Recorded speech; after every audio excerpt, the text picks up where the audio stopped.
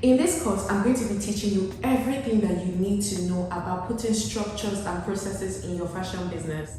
Research has shown that approximately 20% of businesses fail within the first 2 years of being open, and another 45% fail within the first 5 years of being open. To build a sustainable and a profitable business that will be in existence for a very long time, you need to be intentional about putting the right structures in place in your fashion business. The global fashion industry is valued at $1.7 trillion as of 2022, and you too can be a part of the people making that money. In this course, you're going to learn the administrative and corporate structures that you need in your fashion business. You're also going to be learning how to create and implement standard operating procedures for your fashion business. You're going to learn about operations documentation processes, how to manage your customers, so that you can keep having these customers, staff management techniques, vendor management techniques, taxation, and much more. My name is Eki Okubanjo. I am an entrepreneur and a business consultant, and I am passionate about helping aspiring and existing business owners start, run, and build profitable businesses. And I am mostly referred to as the profitable business builder. I have built over 3 businesses from zero to millions in revenue in the last 7 years. And I am the founder of Eki Ori's fashion company. My designs have been featured on various platforms and also worn by notable celebrities and individuals around the world. In the last couple of years, I have been able to work with over 100 aspiring and existing business owners through my one-on-one coaching to start and grow a profitable business. This course was launched 2 years ago as a paid online course, and since then over 500 people have taken the course, and guys, the reviews have been amazing. I decided to put this course here on YouTube because I want to give back. I want a lot of people to be able to access this course for free, and I have no doubt that you're going to learn a lot from this course. So make sure you have your notepad and your pen ready to take down notes. If you get value from this course, please do not hesitate to share this course with your friends, your family members, and most importantly, please leave a comment in the description box sharing your reviews. I definitely want to hear them. I wish you all the best as you start and grow a profitable fashion business.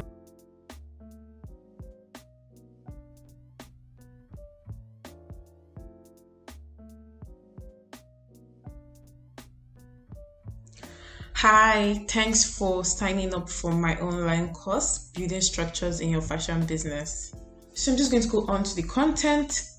In the first module, we're going to talk about business planning. In module 2, the administrative, corporate, and accounting structures needed in a fashion business. Module 3 will be customer, staff, and vendor management. Module 4 is standard operating procedures in a fashion business. And then module 5 finally is taxation. So we're going to go straight to module 1, business planning concept. In this module, you will learn the importance of business planning and how planning your business can put your business way ahead. In this module, we're going to talk about why you're running a business, definition of terms, business planning, importance of business planning, stages in business planning. So why are you running a business? Why are you running a business? This is a personal question, right? Why did you decide to take up fashion business as what you want to do? So what prompted you to start up your business? Some people have passion as the reason why they started their business. Some people have okay, fashion is a lucrative business, so yes, that's why I started business. So people have different reasons why they started their business. Some people started their business because they want to make money. They want to be able to afford the good things of life. So you need to just take a break and just think, why did you start your business? I started my business because I loved fashion.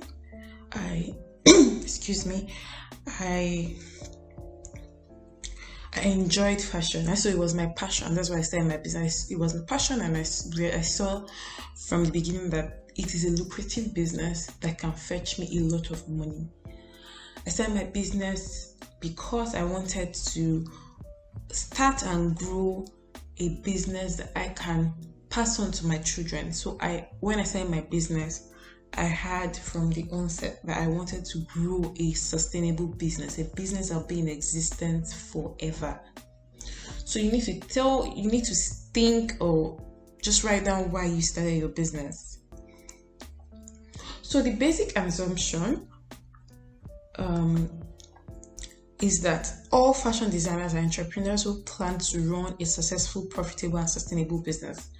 That's just the truth. Like when you started your business, you had the mindset that you're going to start running a profitable business. So when all of this is not happening, you start to feel bad, you start to feel down. So a lot of fashion designers are always so busy, people are just busy. They're just not productive, but they're just busy with activities. So each day they go out, they work so hard, but at the end of the day, there's no profit. That's why I say that having consistent sales does not mean that you are making profit. Being successful is relative though. Like, how do you know you're running a successful business? So successful is relative. It all depends on your perspective to life and how you see successful. Some people will base their success on how much money they have in their bank account, or how much sales they were able to make, or revenue they were able to generate that year, or the impact they've had on people, how much or how many charity things or plans were you able to implement that year. So success is relative. Success is relative. Some people will say, when they have a lot of social media followers, that means that they're successful. So people have different yardstick on how they rate their success. We always have to look at the big picture. Define what success means to you and stick to it. Like, if I'm happy and I'm able to touch life and I was able to make sales and I'm not begging to eat, and my business was able to pay its rent, my business was able to pay its staff, I'm successful. I don't need any other person to tell me that. That is how I base my success. As far as I'm happy with what I'm doing, my business is not stressing me out, there's a smooth process of things happening, then I am successful. That is how I base or I look at success. So you need to think of what success means to you. But in essence, we all want to run profitable businesses, and we all want to run businesses that will be in generations for years to come. So we're just going to go on to the definition of terms. I always like to do this at the beginning of my courses because I don't want to assume that you know the meaning of these terms. But in essence, these terms are going to help us better understand what we're doing this course, and you're going to also be hearing some of these terms repeatedly during this course. So I've taken my time out to just explain it. So a business is an organization engaged in the trade of goods and services, or both to consumers, privately owned and administered to earn profits to increase the wealth of their owners. So this is what Wikipedia says. So a business is an organization. So organization here is highlighted. So an organization is an administrative and functional structure. Here, organization and structure is highlighted. A business is an organizational, and an organization is a structure. Okay. An organization is an administrative and functional structure, and a business is an organization, because from the first definition we've been able to realize that a business is an organization, and an organization is an administrative and functional structure.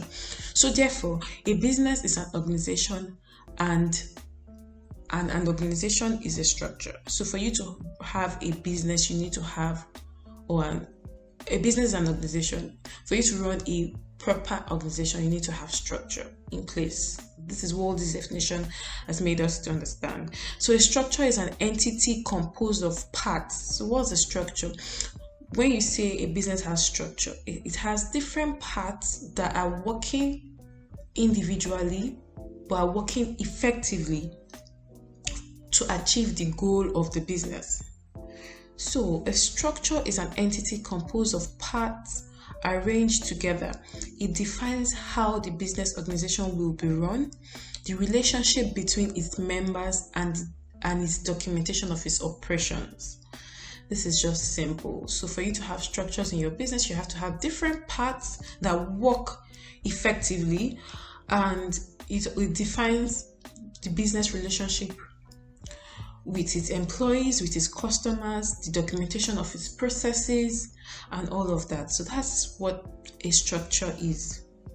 So when you hear people say they want to put structure in their business, this is what they mean. They want to have a company, an organization that runs effectively, has different parts, of course, has different departments, and all of these departments run effectively.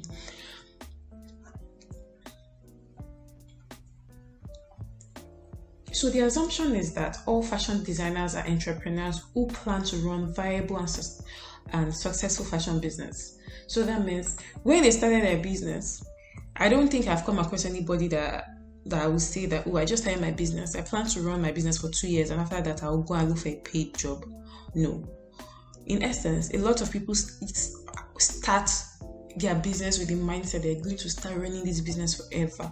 So if you're one of those people that have that mindset that your business is going to be in existence forever, how will your business be in existence forever? The only way it can be in existence forever is if you put proper structures in your business.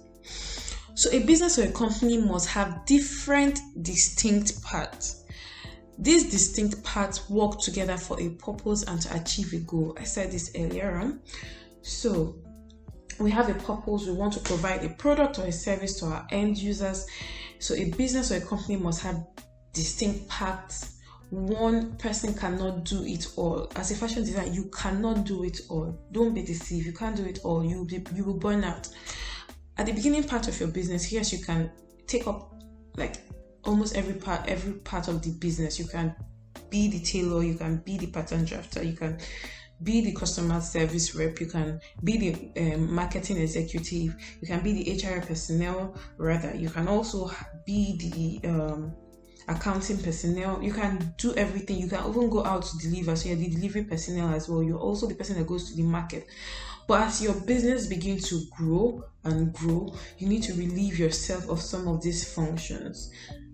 If you don't do that, you're going to burn out, and then you will not be effective, right? So all these distinct parts come together for a purpose and an overall goal.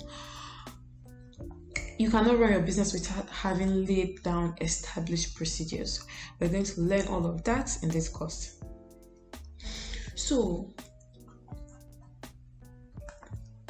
rules, laid down procedures, agreements, and guidelines makes up an organization. So a fashion business owner needs to have rules, policies that guide your business operation and relationship. So you have to have all of these policies, all of this documentation that guide your relationship with your customers, your relationship with your staff, your relationship with your vendors, your suppliers. You cannot run businesses without having laid down established business procedures. I keep saying that you need to have some form of agreement, some form of rules, guidelines that guides your staff, that guides your relationship with your customers, your suppliers, people that work with your business. These rules just makes up your organization. When there's no rule, there's anarchy. So anything that doesn't have rule, doesn't have procedures, will just be run scatteredly. There will be no form of organization, and you don't want to run your business like that. So a business is organized if you don't have Your business is organized if you have order in place in your business, and it takes time to get to that point. Like, there's no hurry. Again, I'll say this: don't put yourself under unnecessary pressure. Just take your time, trust the process. You will get to the point. You will know when you need to hire people. When your body starts telling you that every time you're falling sick, you will know that I need to hire somebody to join me. I can't be doing this by myself. So when you go to like the bank, or you go to a company, what makes you when you enter a company, let's say an oil and gas company, they welcome you, they tell you sit down in the reception, that somebody's going to attend to you in the next 5 minutes. You're going to speak to the manager, whoever it is that you went to see, and in 10 minutes they actually come and take you to go and see the manager. You can see everything is all organized, people are working in their different departments, and you just like the way everything is going. They have structures in place in their business, and you should also have that in place in your fashion business.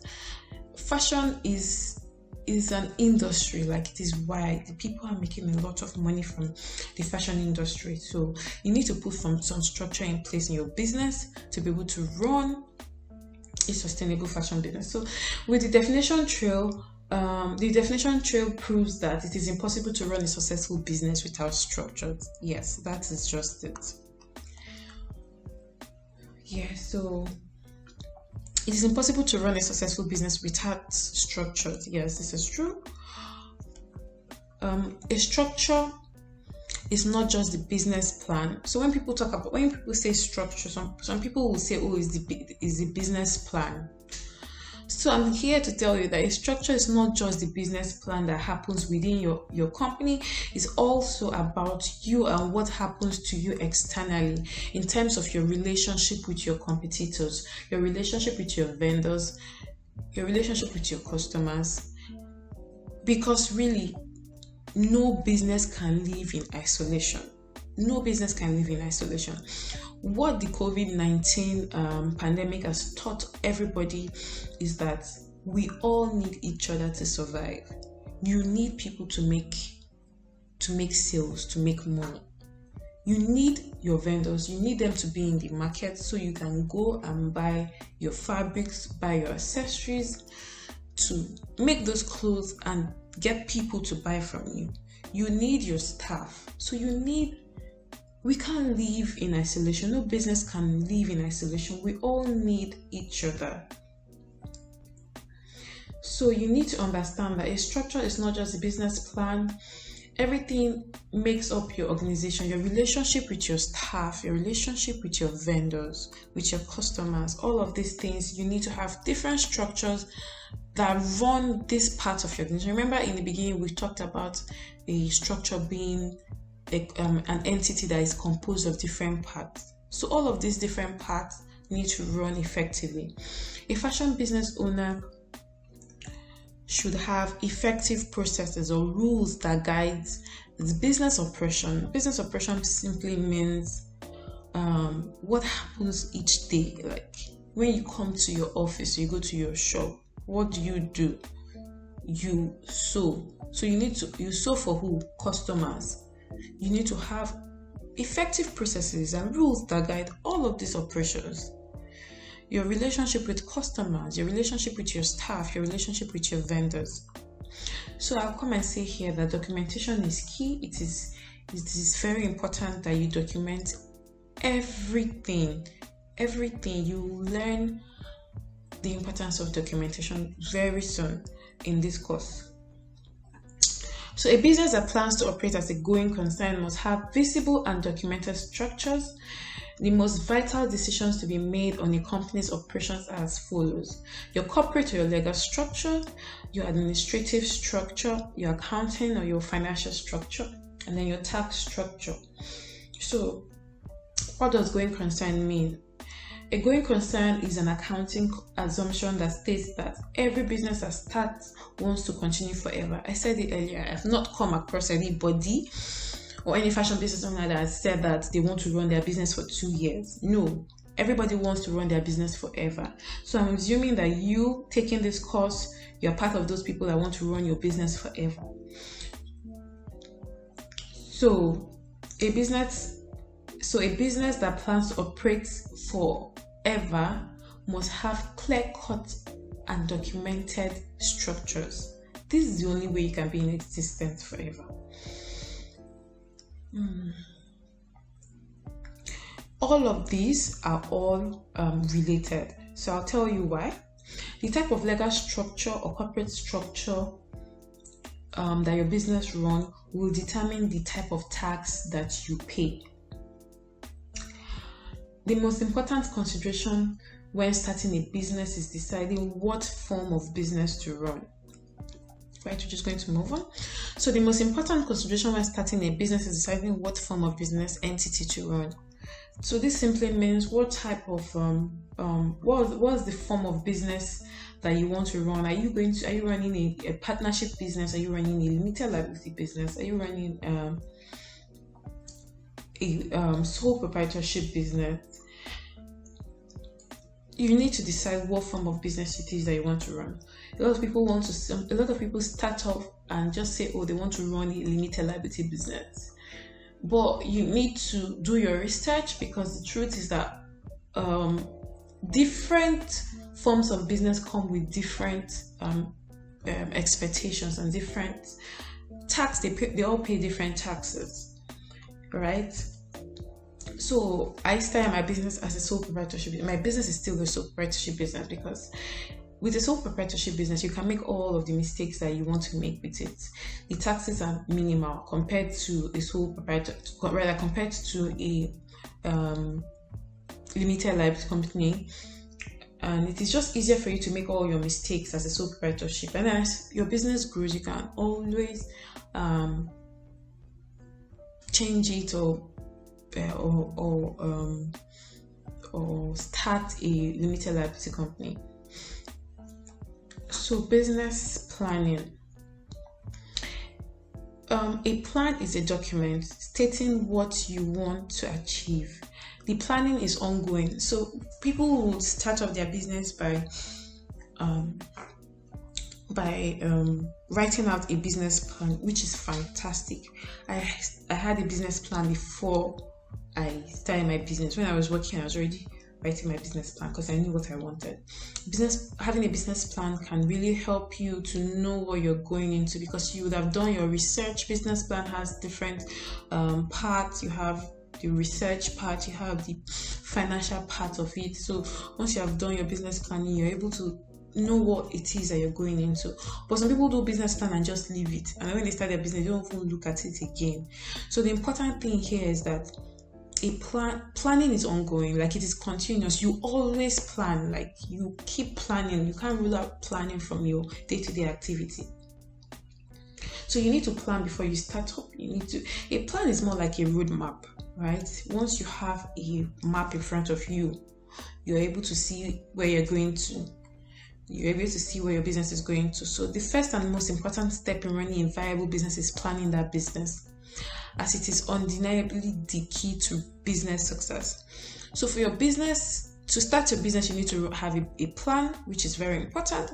But for your business to be in existence forever, so the continued existence of a business is determined by the strength and the organization of each individual component, which must be documented before setting up that business to ensure a smooth running of the business.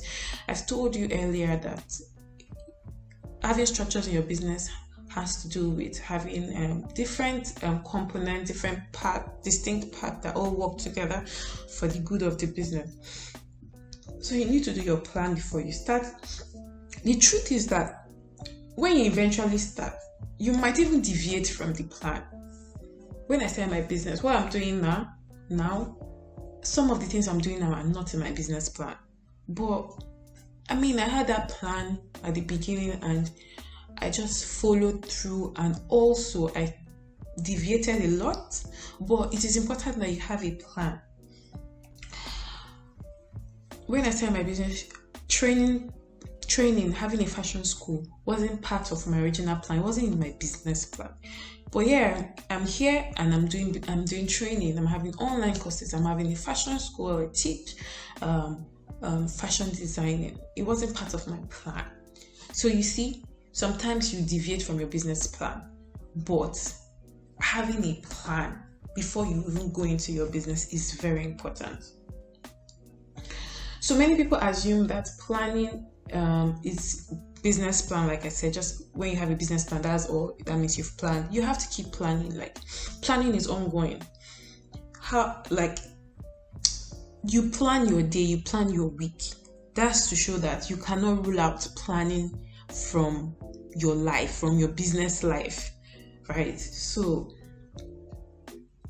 why do you plan? Like, why do you plan your day? I plan my day, I plan my week. I write out everything that I need to do in a day or in a week, and I just tick off as I do it. So I plan my day because I want to be effective. I want to make sure that I'm not just busy, but I'm productive. So if you want to run a business that's productive, that's efficient, and that's delivering value, you need to plan. That's why you hear people you say they have budgets.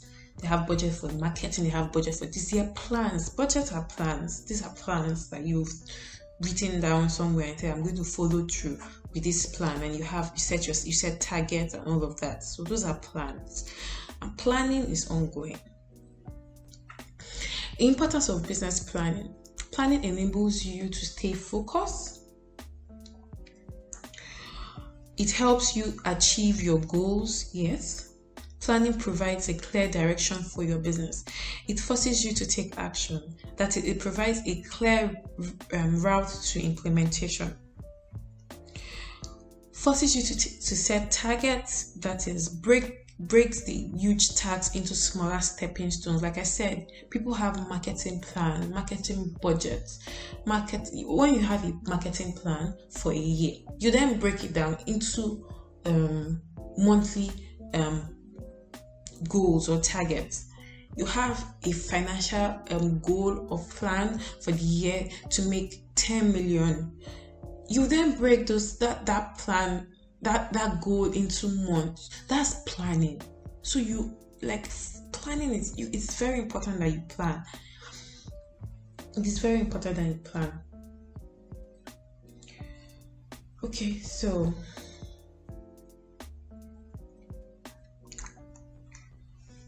we have different stages in business planning. And the different stages in business planning include define your business concept. So when you talk about defining your business concept, this has to just do with what exactly it is that you want to do. If you want to do ready to wear, okay, ready to wear is broad. Do you want to do ready to wear for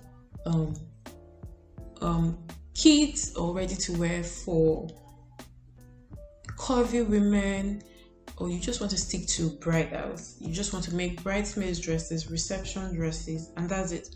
So the first stage in business planning is defining your business concept. So when you decide in your mind that I want to run a fashion business, you already say, okay, so what should I do? What part of fashion do I want to do? Is it just male, or is it just kids wear? Defining your business concept will help you stick to your lane, own your niche, and just succeed in it. Everybody has a business concept. You can be doing bridals and be doing bespoke and be doing ready to wear and be doing kids wear. You get right? But you all have a business concept. So the next thing is to research your market. So when you're starting your business, you've already chosen your business concept, which is, for example, curvy women. You do your research to know if it is even lucrative, or if you do your research and you know what you're going to face while running that business. So when you do your research, you will know what your customers want. You know where to get your fabrics. You know what to expect. A well-researched and believable plan can be crafted into a persuasive document and presented to key stakeholders such as management and investors. So once you have like a plan, you can even bid for you can bid for grants, you can bid for a loan. right? You can take this document into a bank and they will give you loans. So research your market. The data you collect tells you what exists and what does not exist, and tells you how you will be able to run your business. It will tell you if that business concept that you've chosen, if it's lucrative. So after you do that, you can go back, and then the next stage is to refine your business concept. So you can do your research and you realize that I can't take up everything. It's just going to be too stressful. Why am I doing bespoke? Why am I doing bridal? Why am I doing ready to wear? Let me just stick to only bespoke, and then bespoke for children.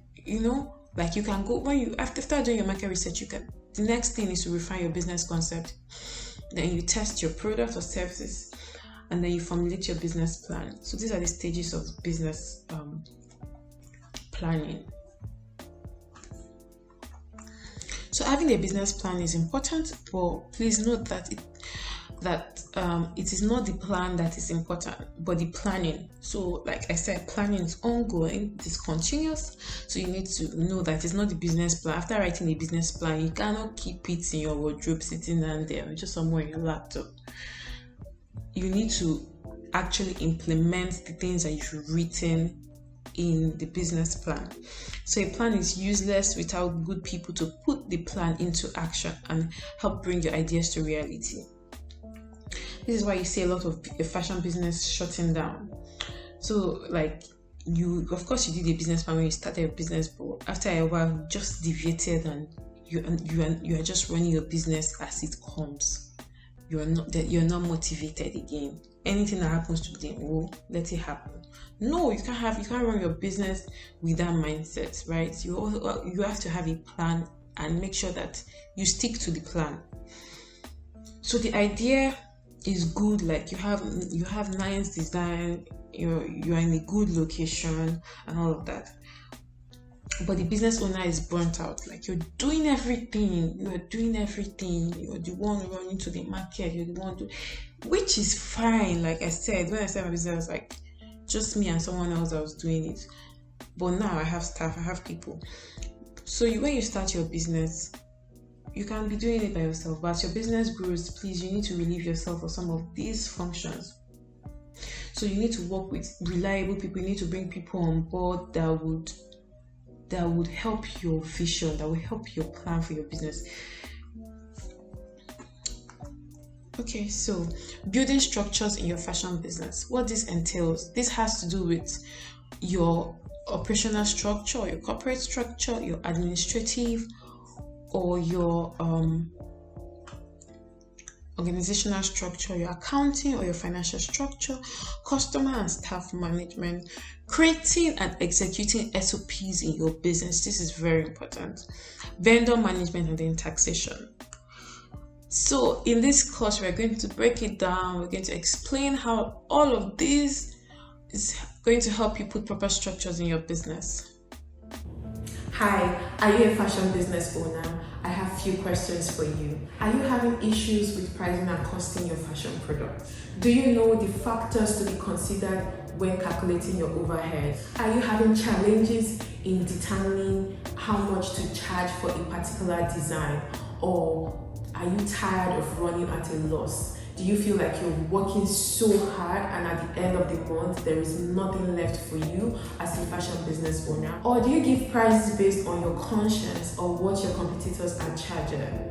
If you answered yes to any of these questions, then you need to sign up for my online course, Costing and Pricing Your Fashion Product to Make Profit. This is a very detailed course and the only course you need to take if you want to grow a profitable and a sustainable fashion business. In this course, you're going to learn how to determine your direct and your indirect costs and its role in costing and pricing your fashion product. I'm going to be teaching you a step-by-step guide on how to calculate your direct and your indirect costs. I'm going to be teaching you how to fix a selling price that will cover your overhead, how to pay yourself a salary, ways to cut down costs to accommodate more profit for your business. You will also be getting a customized fashion business costing and pricing calculator. This is a detailed Excel template for determining the total cost for creating a design and also the best price to sell that particular design. Do not worry, all mathematical equations have already been pre-filled for you. It's just for you to fill in your details and you get your result. You get the selling price to sell that particular design. You're also going to learn a secret approach that guarantees that your fashion business makes profit all year round and much more. All you need to do is to click the link in the description box to get started. I wish you all the best as you start or grow your fashion business. So we're moving on to module 2, which is the administrative corporate accounting structures needed in a fashion business. So in this module, you will learn the administrative, corporate, and accounting structures you need to run a sustainable fashion business. We're going to talk about corporate and operational structure, administrative structure, administrative rules in a fashion business, importance of having an effective organizational structure, accounting or financial structures needed in a fashion business, bookkeeping, importance of bookkeeping, books of record needed in a fashion business, inventory management, apps that can be used for accounting and bookkeeping, documentation needed in a fashion business. So we've talked a bit about corporate structure in the first module. So your corporate or operational structure simply means the form of business you want to operate, right? So the most common forms of business are sole proprietorship, partnership, limited liability companies, and limited liability companies are either private companies or public companies. So for sole proprietorship business, it's mostly registering your business name and just starting. Like, it's a lot easier to start a sole proprietorship business. The cost of setting up is low. All you need is your business name. The income tax is in the hands of the owner as well, and under the personal income tax. We're going to talk about taxes later on in this course. So business losses can be offset easily. So if you're setting up a sole proprietorship business, you need to register it with the appropriate registration body. So a sole proprietorship business requires that you file annual returns with the Corporate Affairs Commission, and sometimes, right, running a sole proprietorship business, it's difficult to get funding from financial institutions because they feel like, they can't trust them. They can't trust their money with you, with a small business owner. What if this business doesn't bring enough money for them to pay back? So there are different advantages and also disadvantages of running a sole proprietorship business. Partnership is almost so similar to a sole proprietorship business. When I started my business, right, in 2013, I started my business as a partnership business. So I was in a partnership with my friend, and we started a clothing brand called Prince by Kira and Eki. But after a while, we had to go our separate ways, and that's when I now started Eki. So it was fun, like running a partnership business, having another person's idea or input into the operation of the business was very good. So if you can do a partnership business, you can have a sole proprietorship business, and you can also have a limited liability business. So you need to research all of these to know the one that you want to start with. So it is beneficial to start up as a sole proprietorship first. I'm saying this most from a cost perspective, from a filing and a regulatory perspective. It's just easier to set up your business first as a sole proprietorship business. After a while, you can of course go and upgrade or change or get a limited liability business if you want to. So some people make the mistake and say that, I have registered my business, so my company's name is secured. No, if you want your company name to be secured, what you need to do is trademark that name. So you need to trademark Ekiori, so you need to trademark your business name, because you don't want to be running your business and 5 years down the line you hear another company having the same name as you, and then you come back and tell them that, but I registered my business in 2020 and rather in 2001. How come you that just registered your business?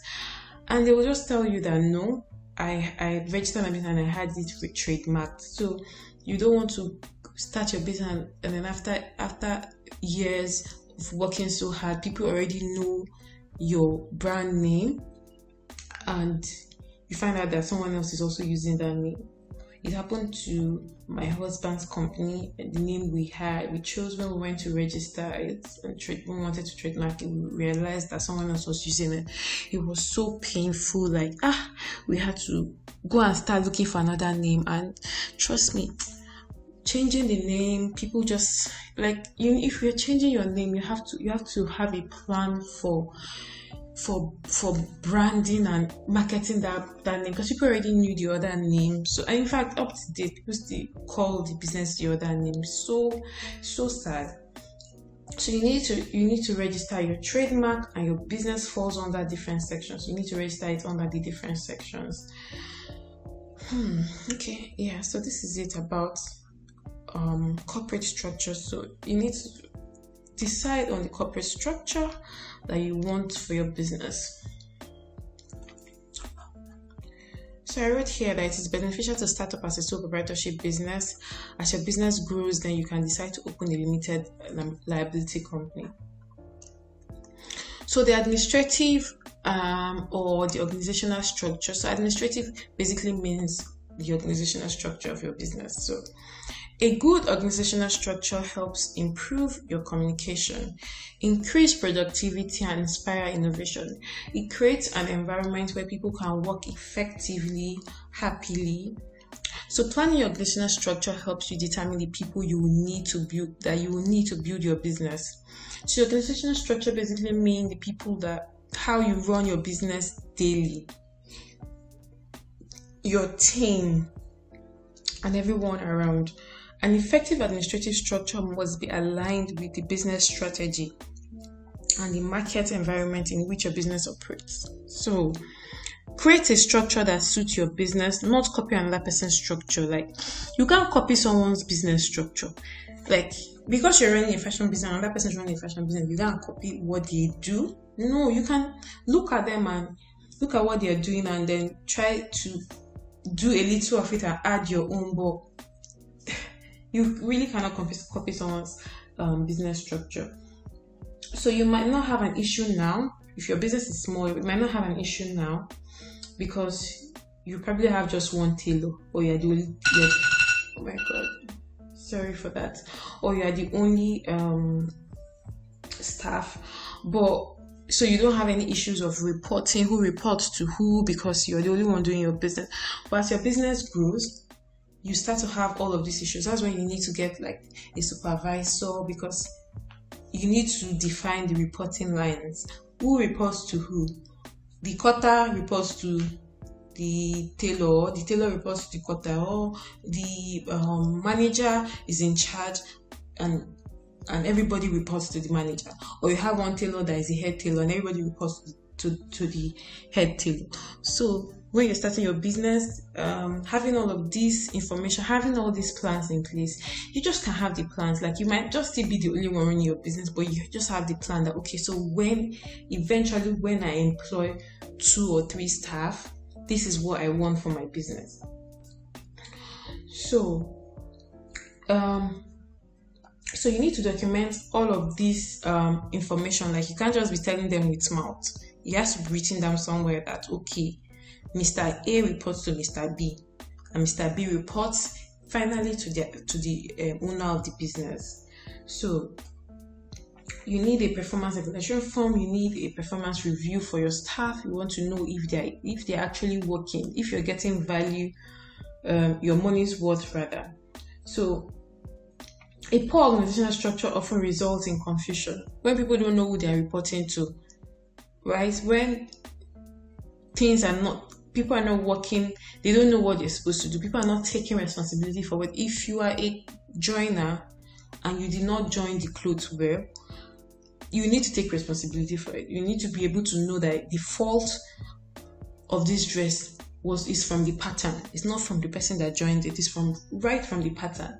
So, and everybody needs to take responsibility for it. So you need to know, once you have a proper administrative structure, you will know the kind of people that you want to employ. You need to know the kind of people you need to employ. Please, you need to also note that the size of your workforce does not determine how successful your business is. So even if you have 20 staff, you have 30 staff, does not mean that you are running a proper organization, your business is going to be successful, right?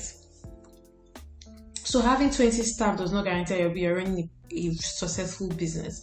You will end up spending money on salaries upon salaries. Like, what is most important is that everybody is working. You're getting your money's worth. Like, the salaries you're paying them, you're getting value for it. So you need to know the people you need, outline them. If you just need to get a manager, 2 tailors, and an office assistant, and also a cleaner, you need to define the people you want to work for you and their roles. That's where everybody knows what they are doing and who they are reporting to, and the process is just smooth. So in the early years of your business, your organizational structure includes the creative director, sales and marketing, the production team, the finance team. Basically, this is just it. And the truth is that one person can do all of this. That is when your business is still very new. As a startup, you can be the creative director, you can be the sales and marketing person. You wear your designs, you go out there, people see it. You do your sponsored ad by yourself, you do all your marketing by yourself. You're the only one now, so you don't come out have anybody you're paying salary to. So it's you too, because you're the one that's managing the finance of the business. Like, you want taking record of all the inflow and outflow, and then you're the one sewing as well. So in the early part of your business, you can be doing everything. But as your business grows, like I said, you need to relieve yourself of some of these functions. So you can merge functions. You can be, when your business grows, you can be the creative director. You can also be the sales and marketing and also the finance, and get other people to be in the production team. So whatever works for you is fine. So the administrative roles in a fashion business, you just have the finance department, the human resource department, general office management, production, sales and marketing. So again, you can merge some of these roles. You can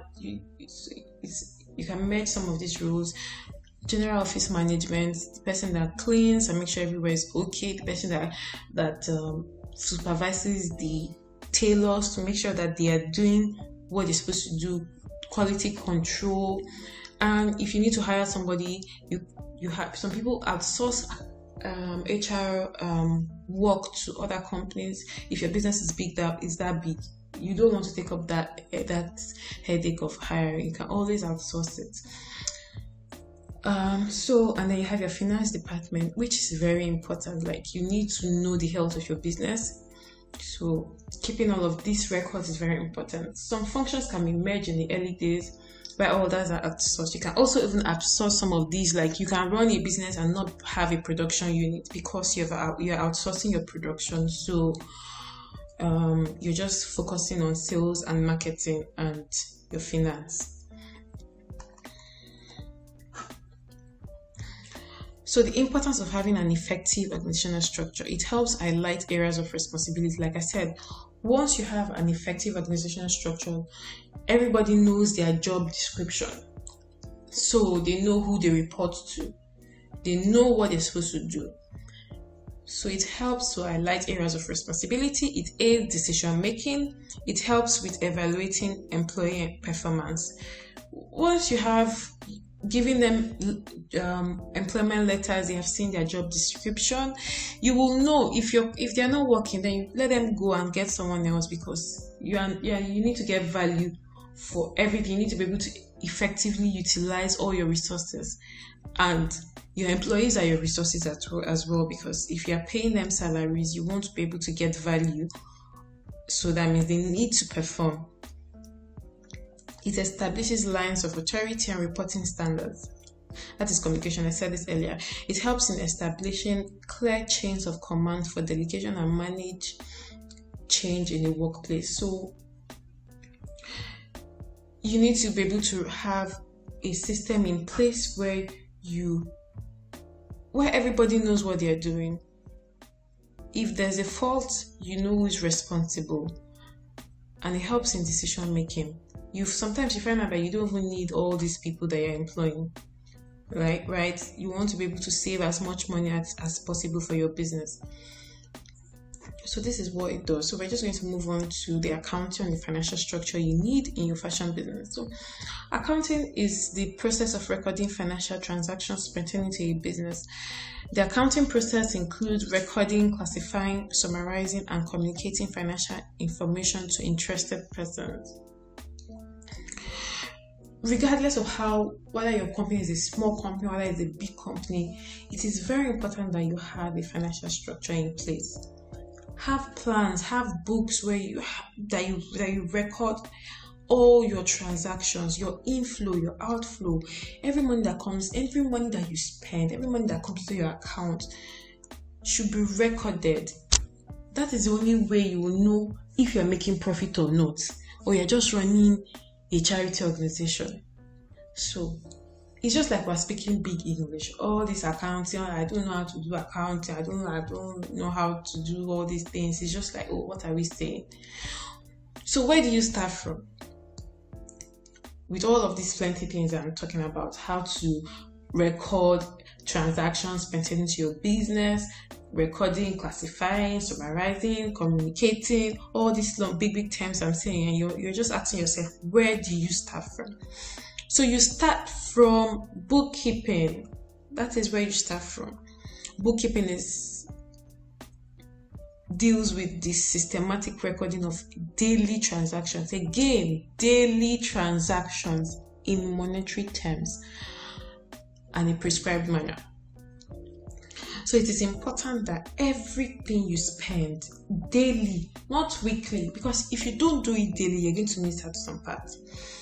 So I always go about I always have a book in my bag, and I will write out everything. I'm always opening that book. The book is old, and when it's old, I get another book. I write down everything. You say, well, you have it in your head, you'll forget it, because this mind, we're thinking of a lot of things. If you say, I know what I spend money on, no, you need to write it down. You need to have a plan to record everything. So after I write it down, I go on to now to update it on my system, on my laptop. But I write everything down. I buy thread today, I write it down.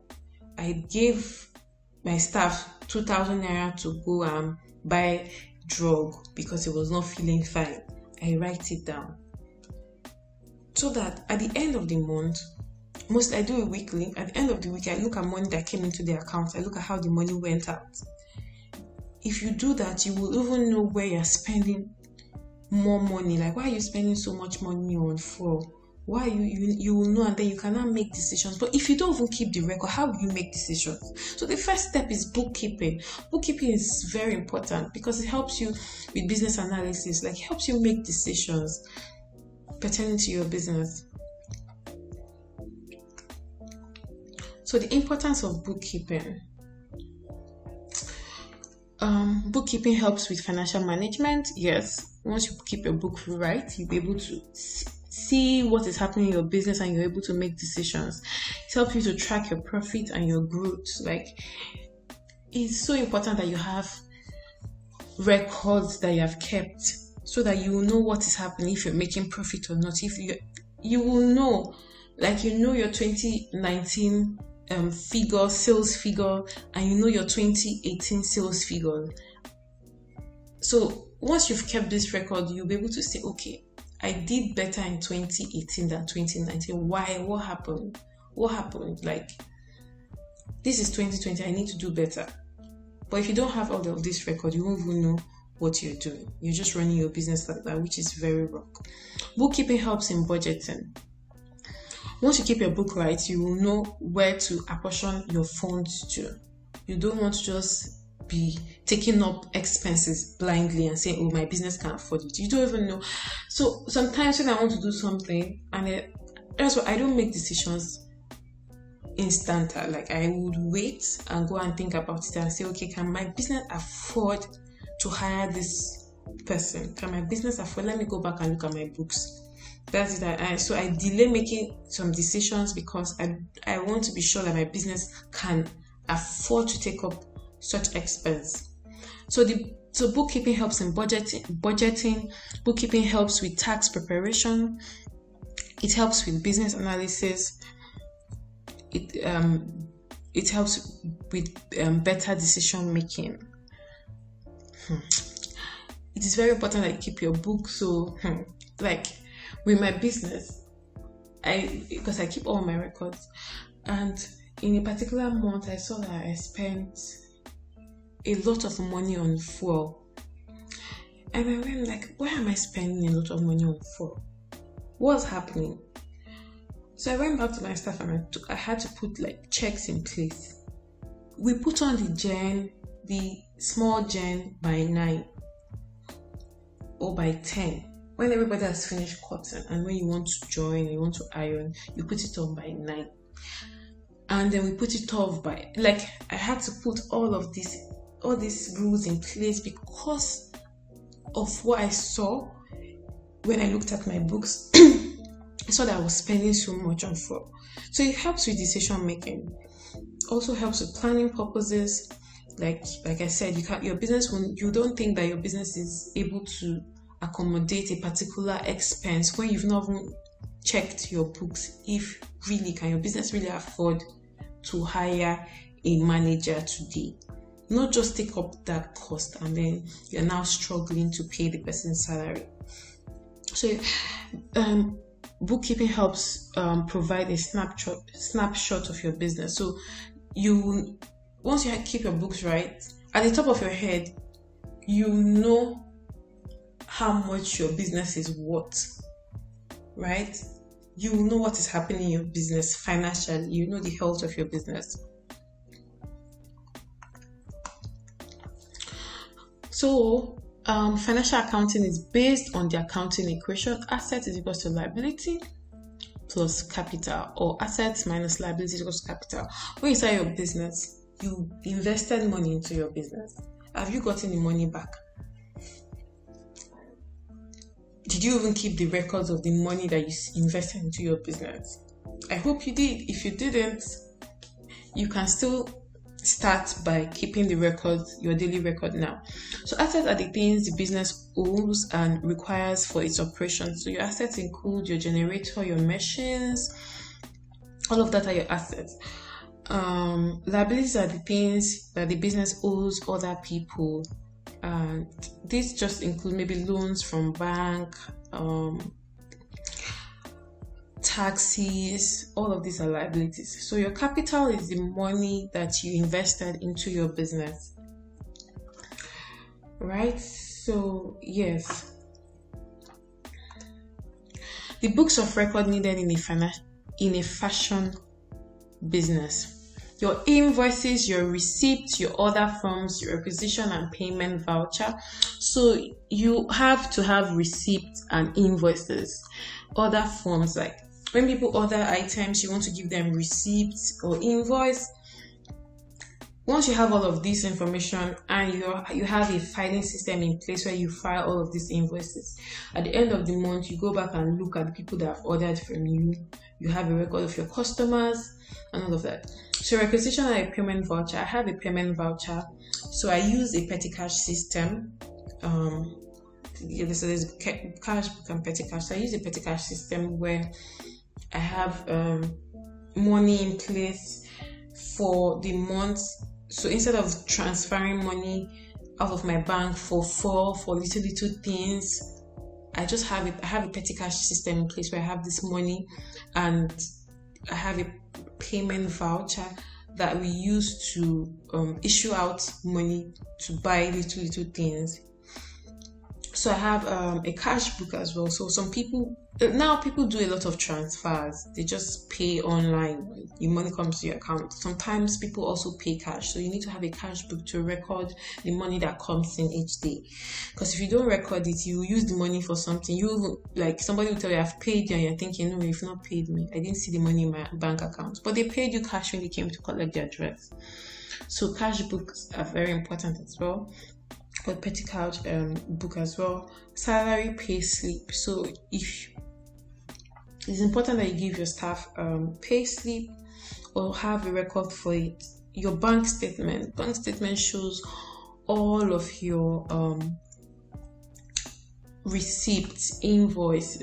Rather, your bank statement shows all of your inflow and outflow. That's what I wanted to say. Like the way money comes in and the way money goes out of your account. Your debit and your credit note. So when people owe you money and they say, oh, they're going to pay you at particularly, you need to have somewhere to record these transactions so you don't forget. So you can go back and follow up on the customers. So life is easier now. Like in the past, people would have a lot of paper trail, which is good. Like it's important to have paper trail for everything, but with all of this, you can have it on your system and save all of this information in the clouds, right? But whatever you do, whether you have a paper trail or you have your records in your system, always also have a paper trail as well, so that anyone, if you save it on your system and your system crash, you should have a paper trail, whatever. So yeah, moving on to inventory management. Earlier on I said that having structures in your fashion business has to do with your admin. We've talked about admin. It has to do with your financial structure. It has to do with your organizational structure. That means the form of business that you want to operate. It has to do with your relationship with your vendors and all of that. It has to also do with how you keep your records, your inventory management as well. Like you need to have a plan for your inventory. So inventory management is the act of keeping or tracking your company's stocked goods. So what this simply means is that the items that you have in your shop, in your office, you need to take record of them. So you need to take record of your finished goods. You need to take record of your work in progress. That's you've cut this fabric, but you've not sold it and it's just there. But it's money that is sitting down there. And then your raw materials. When I realized before, I always do inventory, but I used to only do inventory for my finished goods. So I always do inventory for the clothes that we're finished making. I have all the information on my system and I can see it on my phone. But when I had to get so I got the services of an accounting firm to help with my books, and that's where I learned that I needed to be taking stock of my fabrics, my zip, my thread, everything I have in my shop, everything. And when I started doing that, I realized that things stopped getting missing because I know what I have in my shop. So I know that I have this fabric, I know I have this fabric, I know I have this fabric. Because I have a lot of things in my shop. You can have a lot of things, but with inventory when you have a proper inventory management in place, you can be in your house and you know what you have in your shop. So it helped me I have this fabric. When I go to the market, why am I buying it? I have this fabric now. But if I did not keep that record, I won't even know what I have. So I'll not be spending money unnecessarily. So effective inventory management is essential for ensuring a business has enough stock on hand to meet customers' demand. So you want to take proper inventory, not that you say, okay, I have this in stock, and when somebody orders, you actually don't have it. Your delivery timeline is 2 business days, and somebody ordered today, so the person is expecting to get the item the next day, but you don't have it in stock because you did not take proper inventory. Because if you did, you would not have posted, you would have taken that product down from your website. because you no longer have it in stock. If inventory management is not handled properly, it can result in you losing customers. It can result in you losing business and losing money, or wasting money to buy what you already have, like I said earlier. So it's very important that you do your inventory. You don't want to have too many, you don't want to hold on to too many stock. You want to have a plan to sell the items that you have in place. So instead of buying product, buying, the ones that you have, or instead of creating or designing new designs, what are the plans for you to sell those inventory? Because the truth is that inventory is money sitting down, but it's just that money in products, but not cash, not money in the bank. So types of inventory: we have raw materials, we have work in progress, finished goods. So basically your raw materials are your thread, your fabric, your paper stay, your stay. Like when I started taking record of all of these things, when I took my record of my raw materials, I realized I had so much money sitting down in my shop. In fact, last year, the items I sold for Black Friday sales were from the fabrics that were sitting down in my shop. Like they were just there.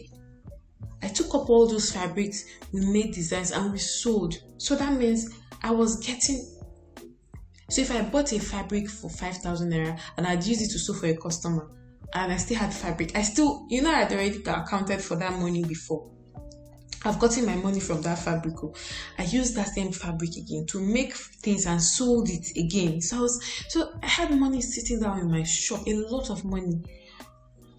And I just took the fabrics and we made designs and sold for Black Friday sales. So you need to take record of all your raw materials. You have to have a plan in place. So for my raw materials, I have a record. I take the record monthly. But of course, my inventory is weekly because I need to know what I have. Like inventory as per my finished goods. But for my raw materials, I take them monthly. So I know what I have in my shop, and I don't go and buy zip when I have a lot of zip. Why am I buying zip? I need to finish the zip before I go and buy, because once you have a clear view or idea of what you have in your shop, it helps you not to spend money unnecessarily on things that you don't need. And remember that cash flow is very important in running a business. So you have your cash and you'll be able to use it to do different things, not having your cash in product and just sitting down in your shop. So you have raw materials, your work in progress are those things that, because sometimes you cut fabric and you keep them, you've not sold them because you had other orders. Those items are your work in progress. They are not yet finished, but they are money just sitting down in your shop. Your finished goods are your dresses that you're finished making, your outfits that you're finished making, the garments that you're finished making. So these are accounting apps. So it's very easy to keep your records these days. It's not as difficult as you think it is. We have different technology has made it so easy. We have different apps that will help you keep all your record in one app. So we have QuickBooks for accounting and bookkeeping. You have QuickBooks online, we have Wave, we have FreshBooks, you have Free Agent, you have Sage One. There are a lot of other apps that you can use to do your bookkeeping.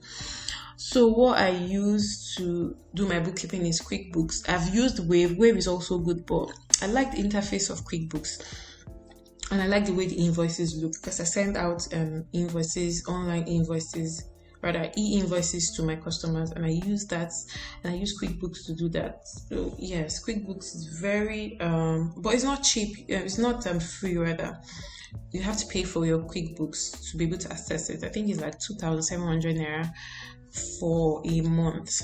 I think Wave has a free version. FreshBooks is also good. So there are different apps out there. So you just need to figure out the one you want and then you use.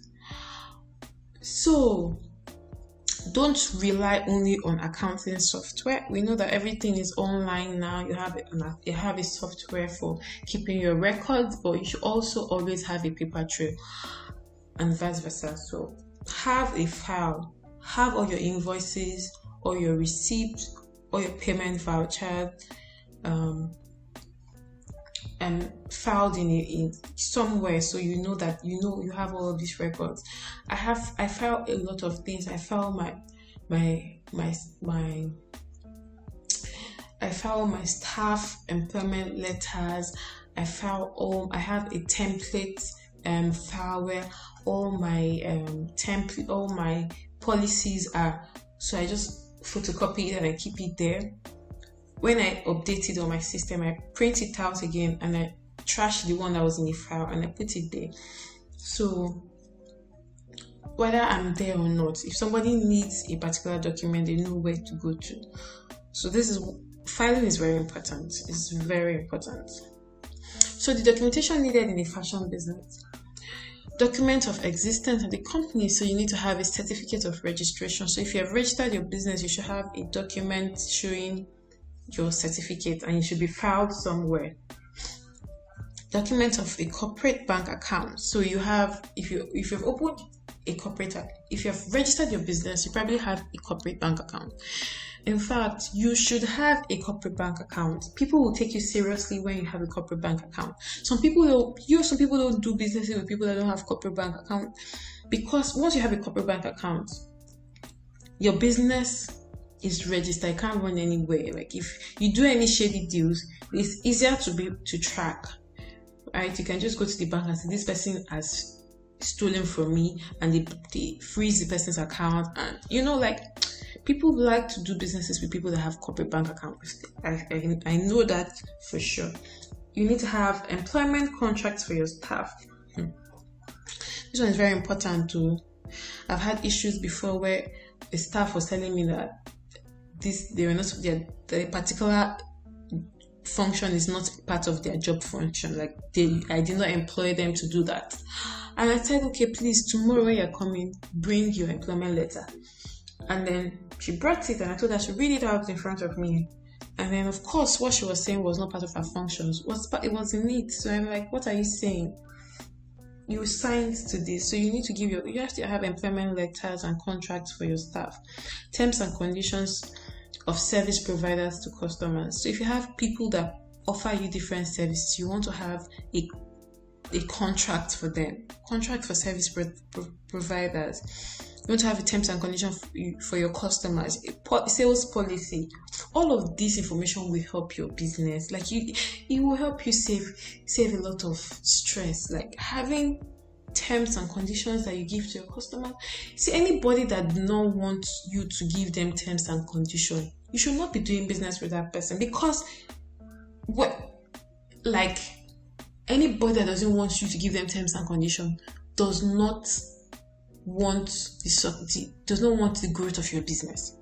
That means they want you to do your business just anyhow, and you cannot afford to be running your business just anyhow, because there are a lot of businesses out there that are so organized, and people are attracted to organized businesses, and you should be part of those businesses. It saves you a lot of headache. So you need to have all your evidence of payment or your evidence of receipt, your document of registration with tax authorities, and all of that. So these are the documentation that you need in a fashion business.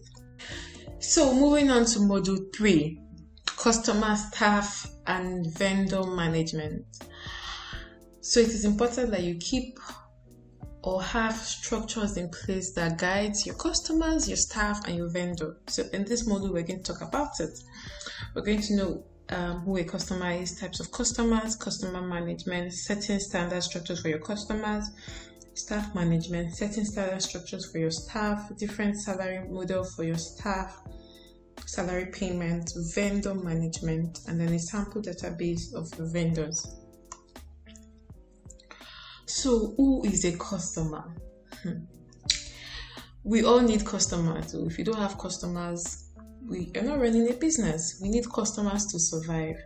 And that's why in the beginning part of this course, I said that we cannot run our business in isolation. We all need each other. We need customers.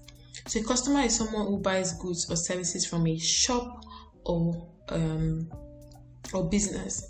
So the ultimate goal or plan for any business is to grow their customer base and to ensure that their customers make continuous repeat sales. Like if you have loyal customers that keep making repeat sales, that means your business will be in existence forever. So a business is nothing without its customers.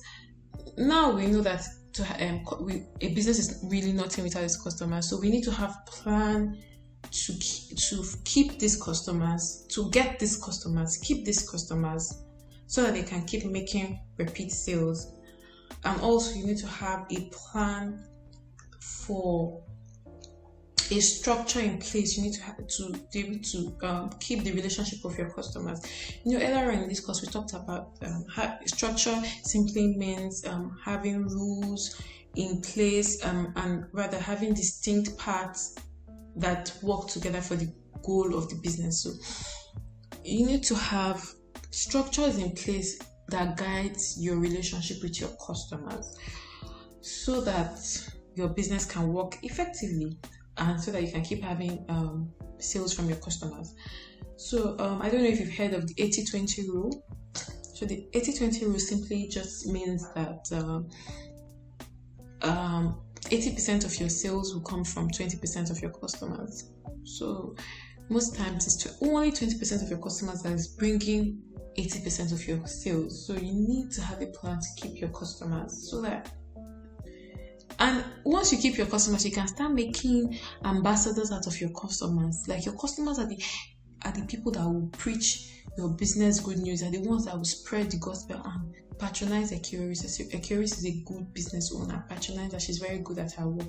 And people like to work with people with brands that someone else referred them to. That way they know that, if this person can trust Ekiris to make a dress, then I'm fine. So you want to have a plan to keep these customers, because your customers are your biggest brand ambassadors. So the thing is that we have different types of customers.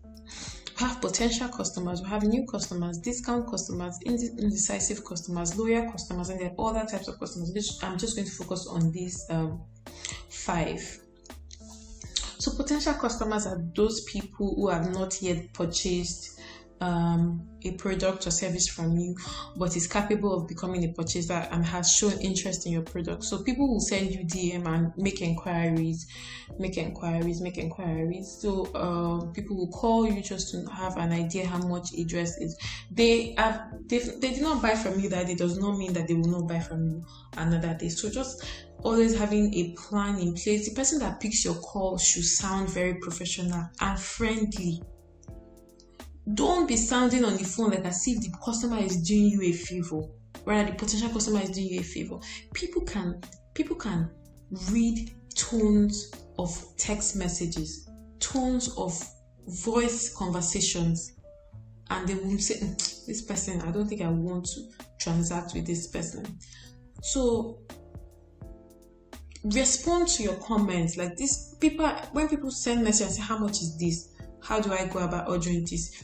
Respond. These people are potential customers. They've not bought from you, but the way you respond and the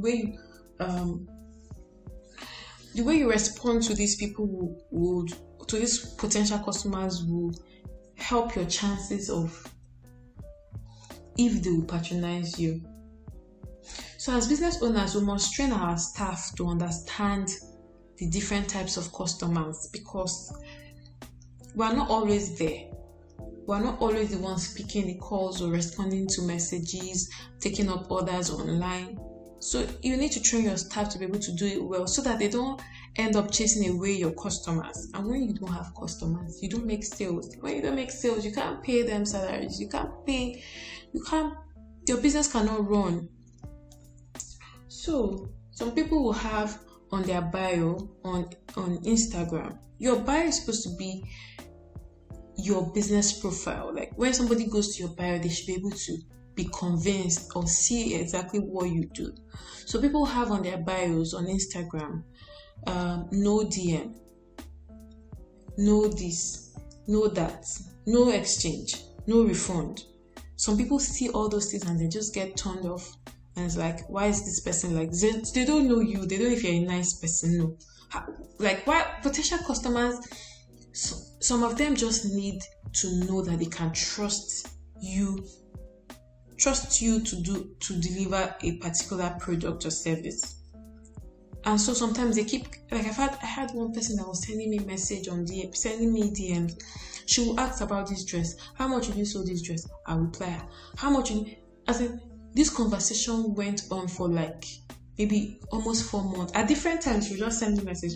How much do you make this dress? How much do you make this dress? I'll tell her. And the person was the person's account was private, so I don't know who the person was. How much do you make this? How much do you make this? And I answer. Do you know I was honestly tired of answering the person, but I had to keep being nice. I said, okay, this will cost this will cost this. I did not know that this person, she was not even in Nigeria. She was in America, and she wanted to make, rather she ended up making 9 ashwebi dresses and 9 bridesmaids dresses. So she's a friend of a bride, and so all those times she was asking me questions. She wanted to know how much all those things were going to cost, and so she can go back and tell her girls that this is that. But imagine if I did not answer her well, then I'm sure that she would have given that contract to someone else. But my point is, she came back to me because of, she said it, I liked the way you were responding to me. Sometimes she will say, sorry, I'm asking too many questions. Because all these customers, they know, right? They're human beings as well, so they know. But since she was a potential customer and I treated her well, or rather, I responded to her well, and she came back and she gave me sales. She has given me more sales than what I can, I do not even believe. So you need to have a plan to treat your customers right.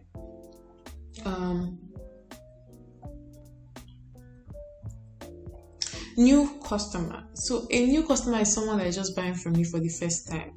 So what's the plan for you to keep that customer, so that customer will buy from you again? You need to follow up on that customer, make sure that they are satisfied, check up on them another time and remind them of your sales or whatever.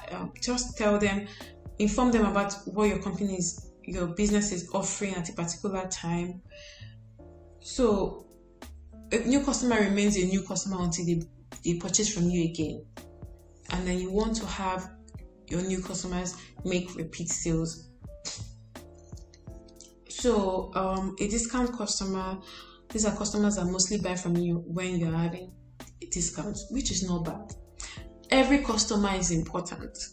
Every customer is important. Whether you're a discount customer or you're a loyal customer, every customer is important, because these people are bringing money to your business and your business needs the money.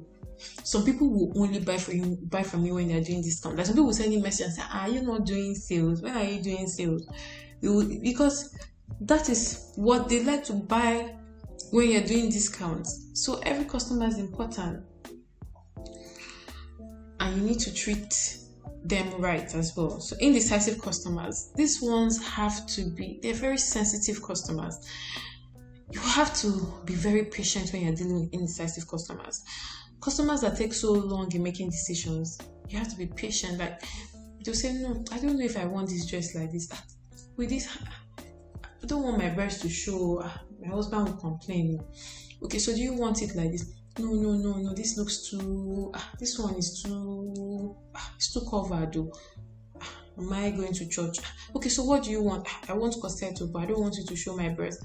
Okay, no, let's not do corset again, let's do this. So indecisive customers, they don't know what they want. They spend so much time in making decisions. So you can help them, because most times they are not sure what they want. So you can always just tell them, okay, so I know you don't want your breast to show, but why don't we do it like this? It will still be fine. Just help them make decisions, and you will realize that once you start giving them ideas, they become more comfortable, and you say, okay, so it will fit me. Okay, you should do it like this. I'll be okay, all right. Okay, I think we should do it like, and then they then make a decision. So you need to, as a business owner, you understand these things. I know you do. You might do. So you need to now inform your staff. Let them know all these different customers, and they should know how to treat them. so that you don't lose any customers. So your loyal customers, these are your people that keep patronizing you year after year. You need to have a plan to keep these customers, as in they are your brand ambassadors. So I did something last year. I gave out gift items to loyal customers. So I took out customized boxes, accurate boxes, and I went on the street of Lagos to give these items to my customers. It was just like a week before Christmas, and it was so the feedback so far, the customers I've gotten from those people so far, I can't even say.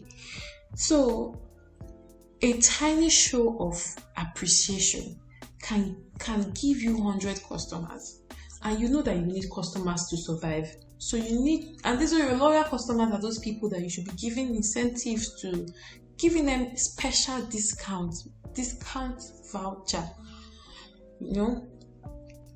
because these are the people that will go out and talk about your business. You should patronize a curious. So these are the different types of customers. You need to train your staff to be able to attend to all of these different types of customers. So customer management.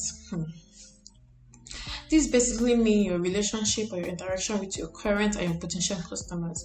So you need the customers' data, their information to be able to carry out customer management. So once you, at the point where you're taking an order, it is important that you get all the information that you need about the customers. Some people will say don't send DMs. I accept, send me DMs. I will respond, or someone else that handles my account will respond to your message. So, but what I do is that once you send me DM, I then take the conversation to WhatsApp. So I do that because I want to have the customer's phone number, not just phone number, WhatsApp phone number. So what I do is that from time to time, I think monthly or so, or twice a month, I send targeted WhatsApp messages. This is marketing. Trust me, all the times I send these messages to these people, I will get replies and they'll say, oh, Eki, I even wanted to message you. I have a wedding coming up, but thank God you even sent me this message. And these people are also viewing my WhatsApp story. What do we put in our WhatsApp story? We put our products and services and we tell them the information, what's happening. We're having this discount. We're having a special discount. And they see and then they buy. But if I had ended that conversation on DM, I would not have that person's phone number. And trust me, not all the time people are on Instagram, not all the time people are on Facebook, right? Not all the time people are on Twitter. But 90% of the time people are on WhatsApp. WhatsApp is a very good marketing platform for your business. We're going to talk about marketing, sales and marketing later on. But just having your customers' information, you know their date of birth, so that you can call them before their birthday and say, Yetunde, do you want me to make a dress for you? I remember last year I made a dress for you for your birthday. Your birthday is coming. What's the plan? Do you want a dress? Having your customers' information will help you to manage your customers and help you make decisions concerning your customers. So good customer management always leads to repeat patronage and also referrals. Check up on your customers. Don't even call them for anything. Just call them and say, how are they? How are their children? What's happening now? Customers want to, they want to know that they are loved and they are appreciated. You see that on your birthdays. Before, like when you wake up, you will see from your bank, they would have sent you a message. Happy birthday, Mr. Mrs. Tunde. Like they'll wish you happy birthday and you'll be happy. Oh my God, thank God that they sent me a message. They remembered. They have a database and it prompts, so I'm sure it's an automatic message. They will send it to you on your birthday. But you're happy that they sent you this message. So that feeling you get, that's what customers also get when you follow up on them. So setting standard structures for your customers. So having guiding sales policy, consultation policy,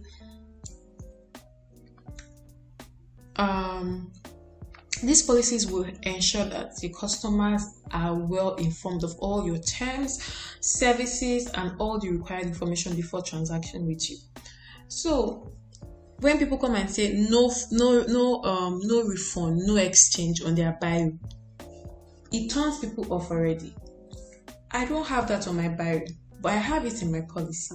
So what the point where we're talking, we're trying to close out the deal, okay, you're trying to understand what it is that you want to buy, I just tell you that, okay, have you looked at the returns policy on my page? I can send it to you. Have you checked the size chart? Are you satisfied? Can you confirm that you're a size 12?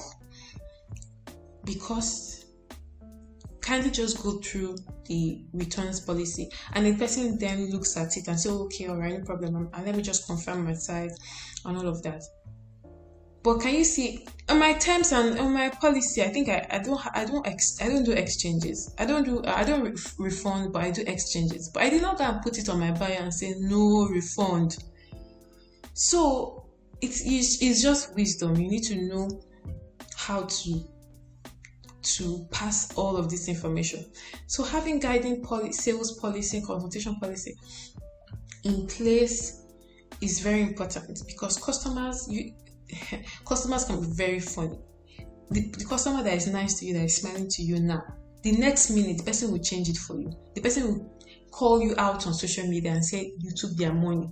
You want to be very careful the way you attend to your customers and the kind of perception you are creating around your brand. You don't want to be attached to negativity. So having all of these policies in place is very important. Having sales policies reduces the rate of conflict. So I had a customer, let me just talk about this experience I had with one customer. So someone referred someone to me, to my business, and then when she came, I told her, okay, I have a consultation policy, I have this in place. She said, okay, that's fine. We concluded. I made the dress for her. She liked it. But the person that referred that to me then called and she said, Eki, I saw the dress you made for my sister-in-law. Eki, that dress is too simple now. I thought you were going to do your magic now. That's why I sent that to you. I thought you were going to do your magic. And I said, oh yeah, she was one that picked the style. She sent this out to me and I made it. I wasn't in control. She picked the style. I think the style is nice. And then she says, no, that wedding is a big wedding. I think that we should do some alteration to the dress. Okay, that's fine. Just tell me what you want to do and I'll give you an invoice. And then she goes, Shebi, we have already paid for it. Why am I just want to change some things. And I told her, oh, it's in the policy. It's in my sales policy. If you are changing anything from what we already agreed before you make payments, if you have to change anything on the dress, I'm going to give you a separate invoice for it. And she said, she was trying to complain, and I just went back to is there, you already agreed to it. And then she said, okay, and then she paid them. I gave her another invoice and she paid. Oh my God. Imagine if I did not have that thing written down in my policy. The trouble that customer would have cost me. This one I'm here saying it so calmly, it would have been something different. She would just simply say, but you did not tell me that if I want to change something, I have to pay more. I would have not patronized you. It's there. So having policies to guide your customers, your relationship with your customers, will save you a lot of conflict. It just saved me. I was able to handle that without any stress. We made the alteration for her. She ordered. The person even sent us picture. It was lovely. So my point is, have policies in place to guide your customers. You don't want to assume that your customers know that they should know that if they want to change a design on their dress, they will pay. You don't want to assume that they know. Put it down, let them see, let them confirm. Are you okay with these policies? Please confirm that you're okay before you make payment. Because when you make payment, that means you're okay with my policies. You get? So things like changing of fabric, replacing a dress, your business should not be taking that kind of cost So when you have written out all of this in your policies, they know, like, you don't want to hide anything. I like to be very transparent. Everything is open. I'm not hiding anything. This is how I do my business. If you want this, this is it. My sales policies, my return policies, my shipping and delivery policy. Once you order, you can't put me under unnecessary pressure. My delivery timeline states that a dress will be ready within 10 business days. If you want it faster than that, you pay for express. It was stated in the policy before you patronized, before you paid your money. So after paying money, the next 2 days, you're telling me is your dress ready? You can't put me under unnecessary pressure. That's why I'm putting these policies in place to guide the business so that I can be effective at what I'm doing. I can't be stressing over your dress that you made payment yesterday, you want to be ready today. If you wanted it to be ready, you would have paid an express fee, and I know I would put it as priority. So I have my returns policy, my shipping policies, size charts. Let them know what they are buying. You cannot come and tell you that I thought that I'm a size 12, but your size chart size 12 states this. Confirm before you make payment. Let them confirm. Going to meet up a customer in their office to take their measurement. Why is your business the one paying for the transport?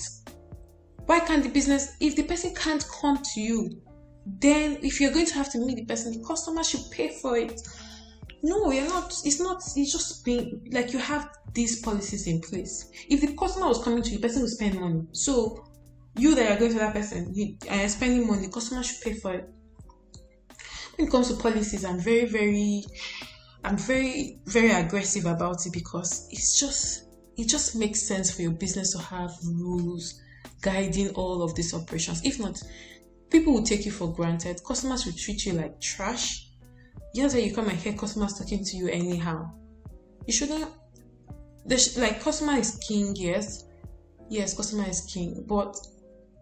And then they can only talk to you now when you didn't have all these policies in place. Because if you have all these policies in place, they saw it before they made payments. Why would they come back and tell you that they did not like the dress, they want to change the whole dress? You should pay for it.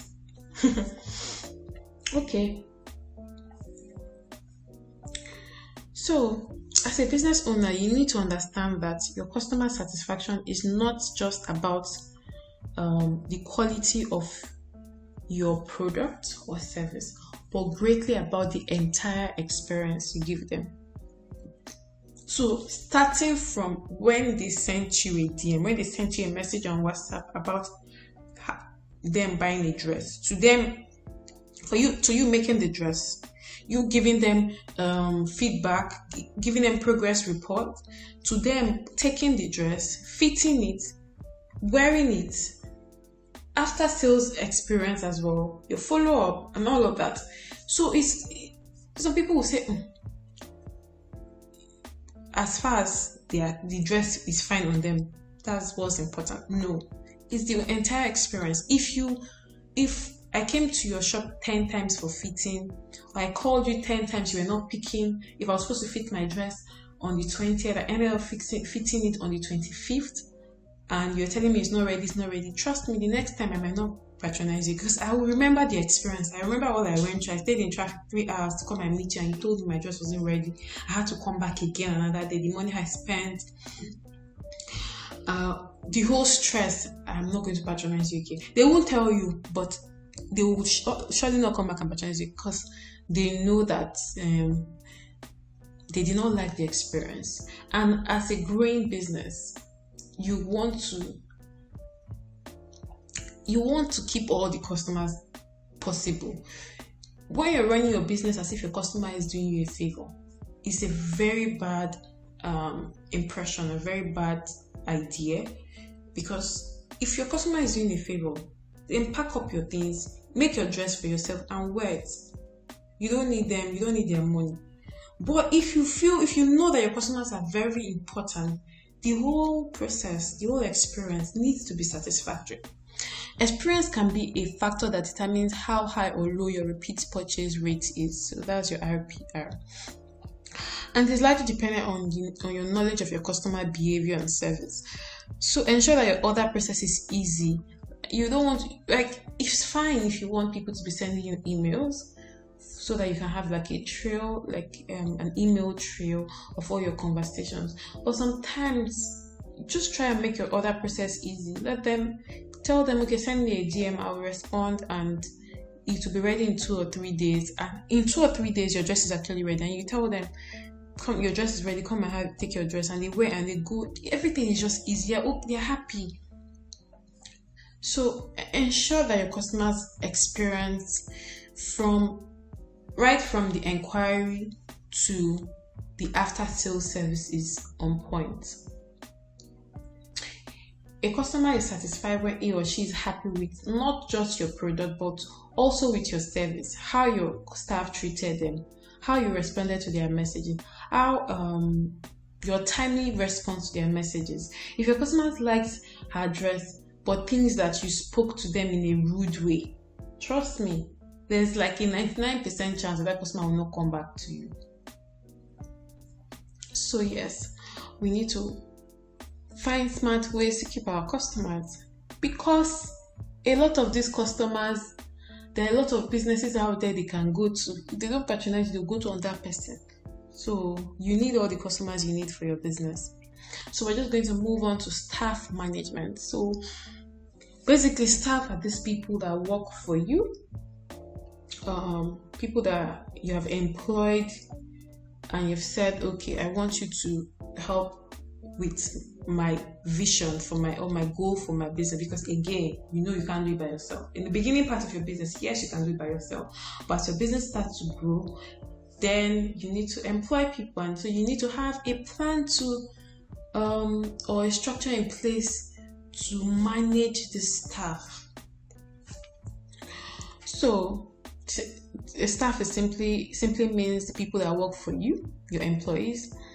Managing your staff has to do with your controlling and your supervising of these people, because again, that human beings can be very funny. You don't want to assume that they know what they're supposed to do. Have a document in place to state their job description. It's very important too. So set a standard structure for your staff. Always give your staff employment letters. This document should state their job description, also their salary. So you don't want them to be assuming that, oh, their salary is this amount, meanwhile it's not that amount. Like writing everything out in plain paper, let everybody see what their job description is, will save you a lot of stress.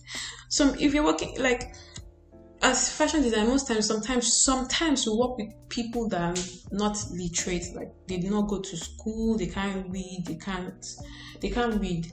Some of them will come and tell you, oh, madam, I can't read this employment letter. I don't know what you wrote today. Just tell me with your mouth. No.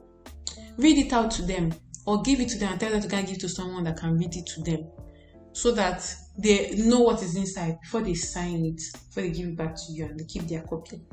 So give your staff your rule book or your document. You can just have just one sheet of all your rules. I always put it inside the employment letter so that as they're seeing it, they can see everything. So a document stating the rules that guide your organization. Don't come late. We resume by 9. If you come late, I take 500 naira from your salary. If you burn my clothes, I take this amount from your salary. If you spoil my this, I do take this amount from your salary. If you talk to customer rudely after 2 strike, I fire you, like you go. So having all of these rules stating what guides your organization, time they're supposed to go on break, time they're supposed to close, time they're supposed to, all of these things helps put structure in place in your business. Like everybody just know what they do, and then the business will run smoothly. Always have your staff address, contact information. This is very important, so that tomorrow they will not run away with one expensive fabric or steal from you and run away. So you want to have all of this information. Always give out a document stating your goals and vision of it. I said it's part of the items that goes out when I give out my staff employment letter. They know, like, this is my goal. Are you sure you are going to be beneficial to me to achieve my business goal? If you think that you are not in the same path, let me know, so you just go. Because I have a plan and I have a goal, I have a vision for my business. I know where I want my business to be in 5 years time, and I need you to be on board for me to achieve that. But if you think that this is not the same line, you are a tailor today, tomorrow you want to be a hairdresser, and just go. New staff should have onboarding sessions where you tell them how your business works. You don't want to assume that your new staff knows, even if they've worked with other people before. Them working with other people doesn't mean that the other people they're working with was doing the same thing that you're doing. So you want to tell them, no, you cannot eat while you're seated on the machine. You can't eat before 1 o'clock. You can't do this, you can't do that. This is what you should do. This is what you should do. Right? So that they know. And when they slack, you can implement your disciplinary actions on them. Have a system in place to discipline staff who break the office rules. Yeah. So once you have written out all of this information, let them know if they don't follow it through like this, this is what will happen. Because in a country, you have laws. If you don't abide by the laws, you go and steal, they will take you and lock you up in the police cell. So it's just simple, like have all of this, let people know if they default, this is what will happen. Let your staff read and digest the SOP for their job description. SOP simply means your standard operating procedures. And it is very important that your staff understand what they're supposed to do, the way you want them to do it, not just what they're supposed to do. If you receive your calls in a particular manner, write it down in your SOP. Let your staff understand what it is they're supposed to do, so they can do it in the way you want them to do it. Because you know you've tested this SOP. You know that once they answer calls like this, customers will be satisfied.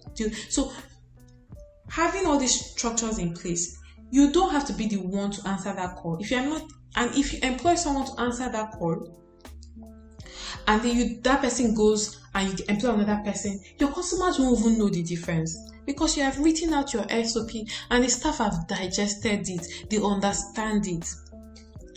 Reward your hardworking staff. So it's very important that you have a plan to reward your staff, because these people are human beings. If you reward people,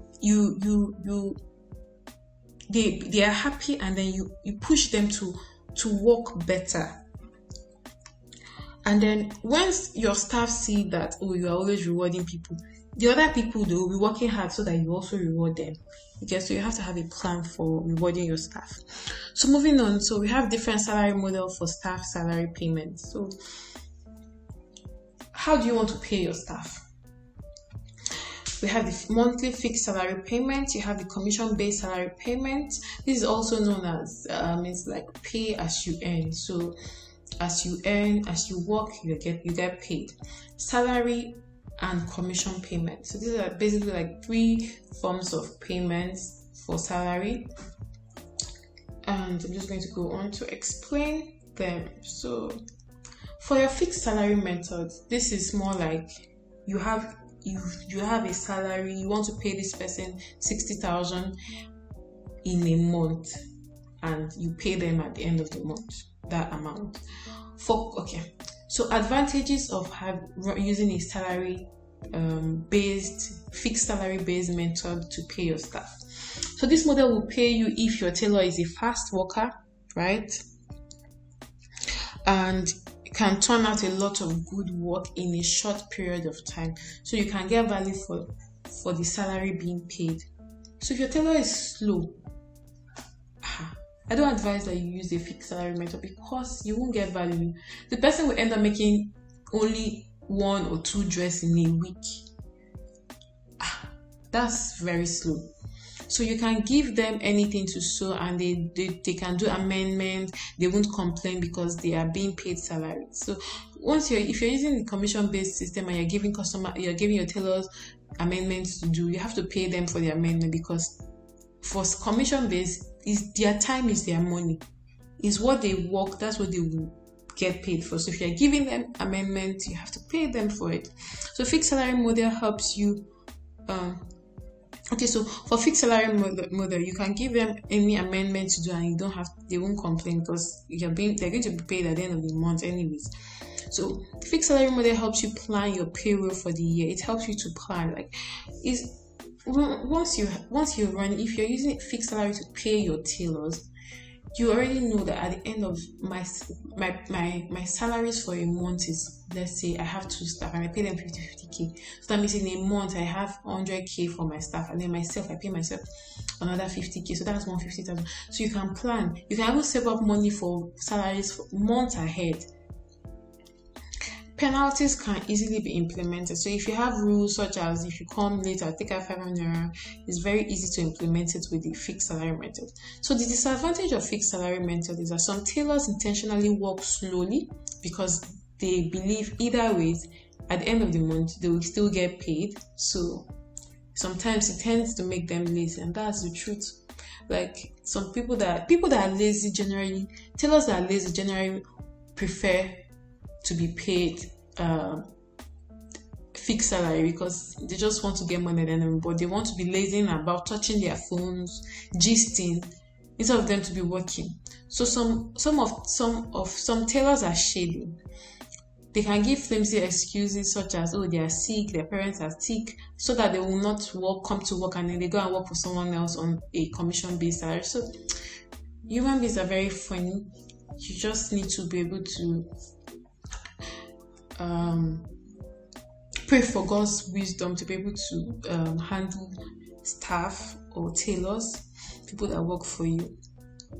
So in business, there are boom period and there are low period.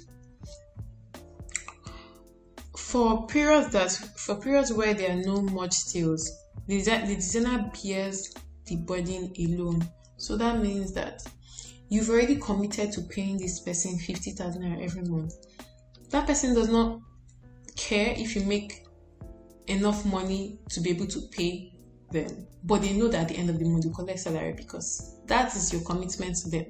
That is your arrangement that you people have. I know that in business, sometimes you have lots of sales, sometimes you don't have as much sales like this. So sometimes you struggle, sometimes you're really booming. So the period where there's no much sales, your business is sometimes paying for salaries that they did not work for, or not like they did not work for, but salaries that the business might not even be able to afford at that time because they didn't really make sales, but they have to pay it anyways because they have to pay salaries. So this is the fixed salary method, and then we have the commission-based method. So the commission-based method, the workers tend to work very fast and can turn out a lot of work in no time. So because they are being paid per outfit, they tend to want to do fast, which is good, but it can also be bad. Because if they are too fast and then they rush the dress and they don't make it the way they're supposed to make it, then if you don't have a good eye to detail, or have someone that supervises these people, they can end up just turning out shabby looking dresses with ugly finishing and threads running over because they want to be fast for them to make enough money for that day. So you get your money's worth. This is like you get your money's worth. That is, you don't feel cheated. You pay only for the service that's provided for. So if the person sells 4 dresses, you pay for those 4 dresses. You don't feel cheated at all. But sometimes when you're using a fixed payment salary based method, you feel like this person really work up to 50,000 naira this month. Why am I paying that 50,000 naira? So commission payment motivates people to work. So commission payments, you don't have to push anybody. You don't have to say, oh, come and work. No, they will work because they know that if they don't work, they don't eat. It's just simple. So it allows you to break your production process better, and in turn can lead to productivity and also effective management of resources. The disadvantages: workers sometimes don't take their job seriously and they feel that they need to come to work at any time, or sometimes don't show up at work. This doesn't happen with me because I've given them a letter of employment and they know that you're a full-time staff, you're not a part-time staff. And even if you're a part-time staff, you know the time you're supposed to resume work and you know the time you're supposed to leave work. And if you don't come at this time, I'll still action my disciplinary method on you. So because they want to turn out a lot of work within a short time, they tend to rush their work and they sometimes spoil your garment. This is true.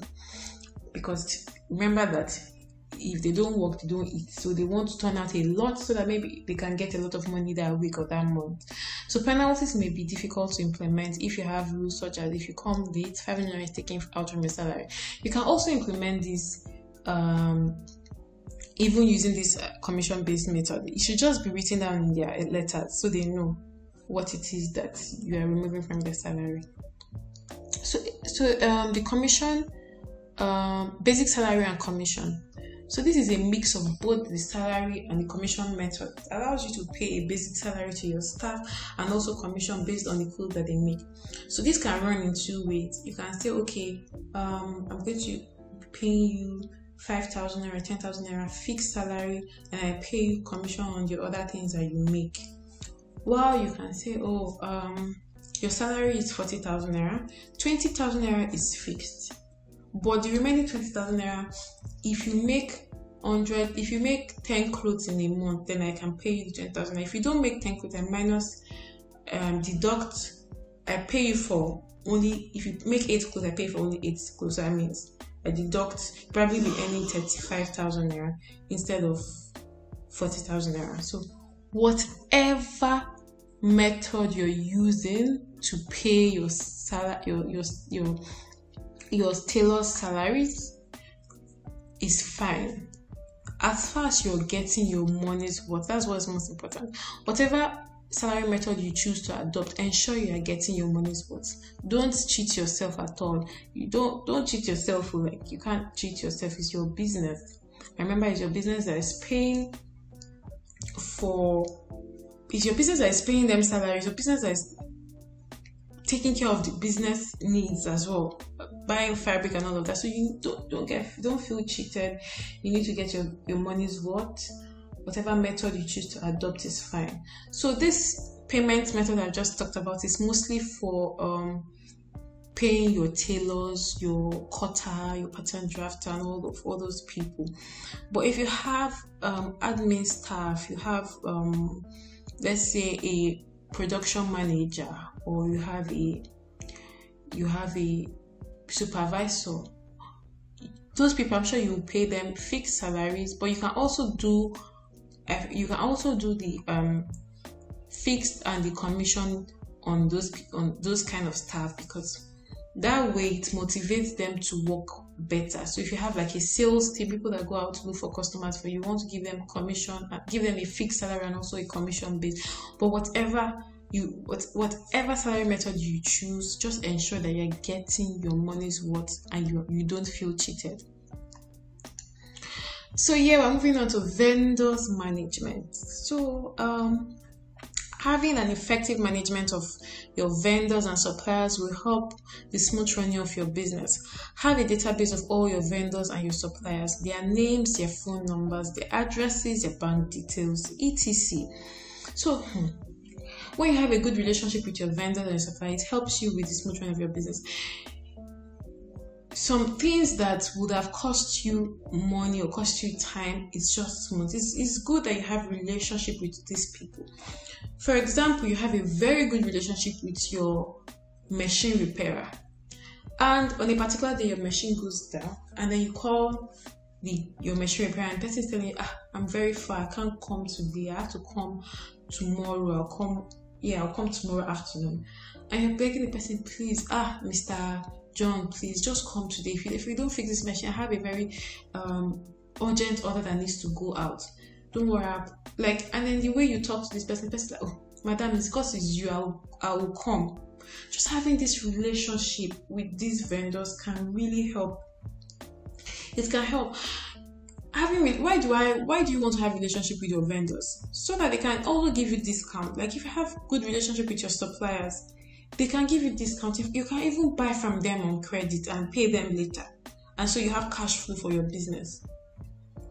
And you know where their shop is. So if anything happens to your fabric, you can go back and go and collect another one from them or something. So, like I said, putting structures in your business is to make sure that all the different functions, all the different aspects of your business run smoothly.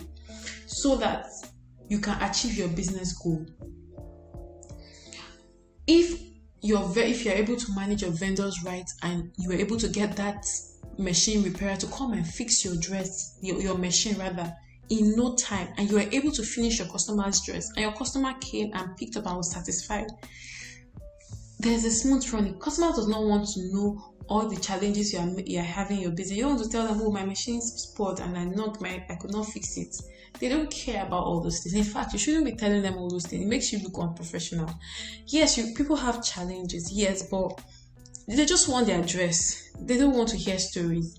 So having relationship with your customers, with your vendors, your suppliers, will really help in the smooth running of your business.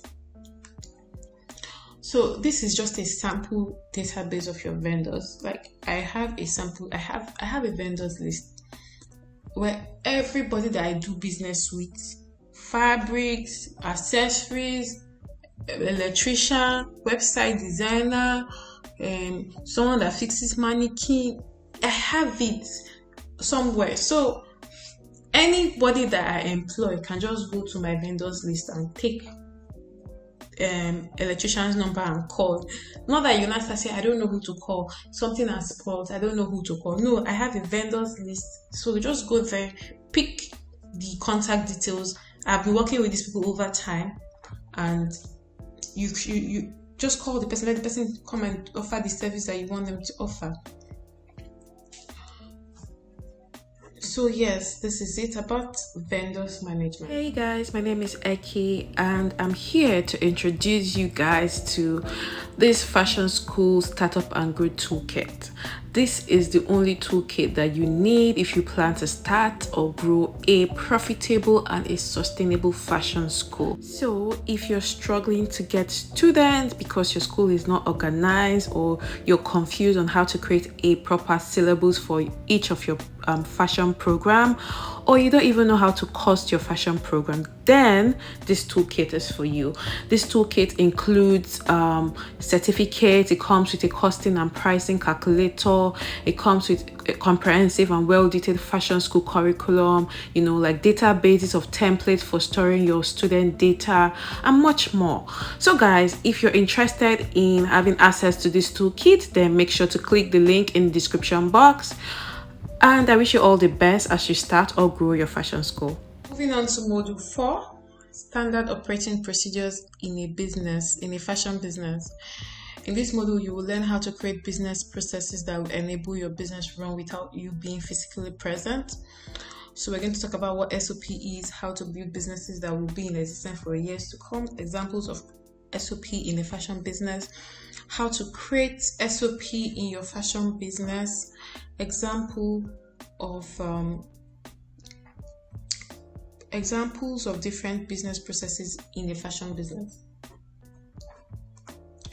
Okay, so moving on to SOP. So SOP, what does SOP mean? SOP is a standard operating procedure. SOP is just the short form of standard operating procedure, and is a set of step-by-step instructions compiled by a business owner, by an organization, to help employees carry out complex routine operations or just routine operations.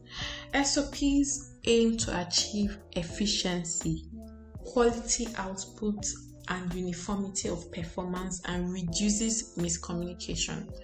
So SOP is a standard way that something is done. It's more like a business manual, right? So if you want to grow a successful business, a company that will be in existence forever, what you need to do is that you need to create and execute SOPs. Creating and executing SOPs in your business is the best way to have your business running without you being there. If you want to build a business that you will have to,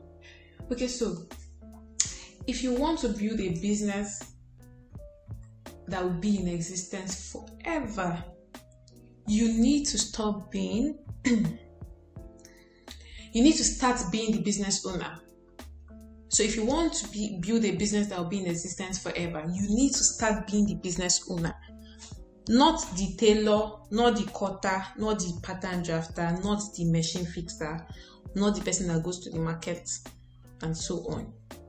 So when your business grows to a point where you know that you are going to start having staff and people that will work for you, then you need to have SOPs in your business.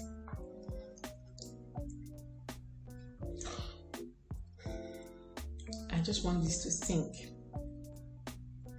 So, if you want to build a business that will be in existence forever, you need to be the owner of the business. If you're the owner of the business, you need to stop being everything for your business and stick to being the owner of the business. How you build a business? How do you build businesses? You build processes and systems, and then you put people in place to do all those things so that you, the business owner, can have time to think and strategize for your business. Again, I come and say that there's no hurry.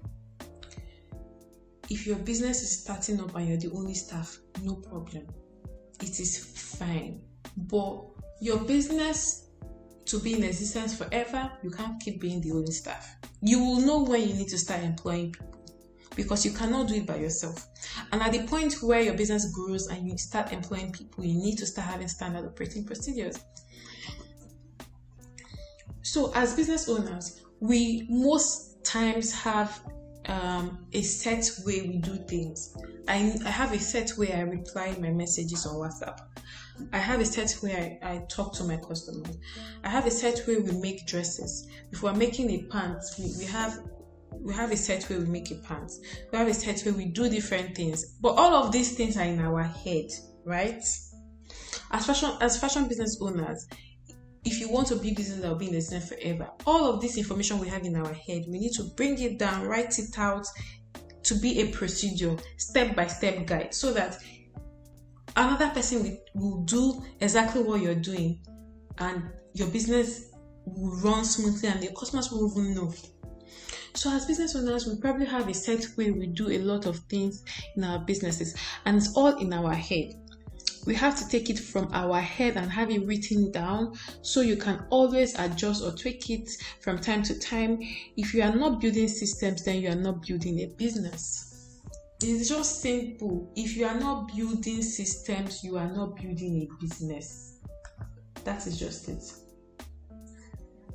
Systems or processes is a set way of doing things to reach a reliable result. So when you want to build businesses that will be in existence forever, sustainable businesses, you build systems.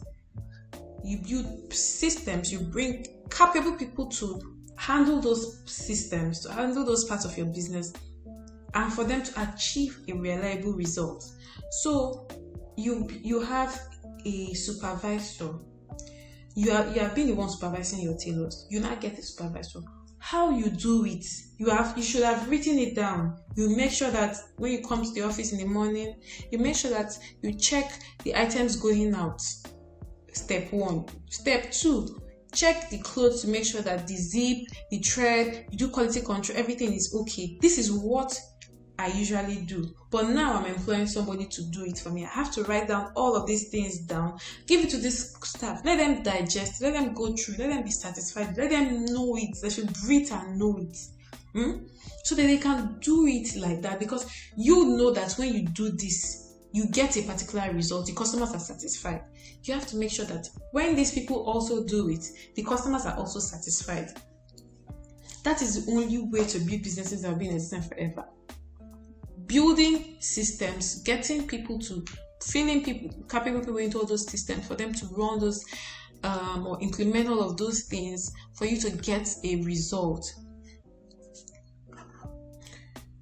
So, how to build business or businesses that will be in existence for years to come? I have been saying this. If you want to build a business, you have to be the owner, not the technician, not the tailor, not the operator, not the cutter, not the person that goes to the market, not anything. You have to be the business owner. How you build a business is that you build systems then you put people in place to operate those systems. So systems or processes is a set way of doing things to reach a reliable result. This helps you spend more time as a business owner, helps you spend more time on your business itself, like on strategy, things that will grow your business, not that you be the one doing everything for your business. Again, I said that when you're running your business in the beginning part, you're doing everything and it's fine.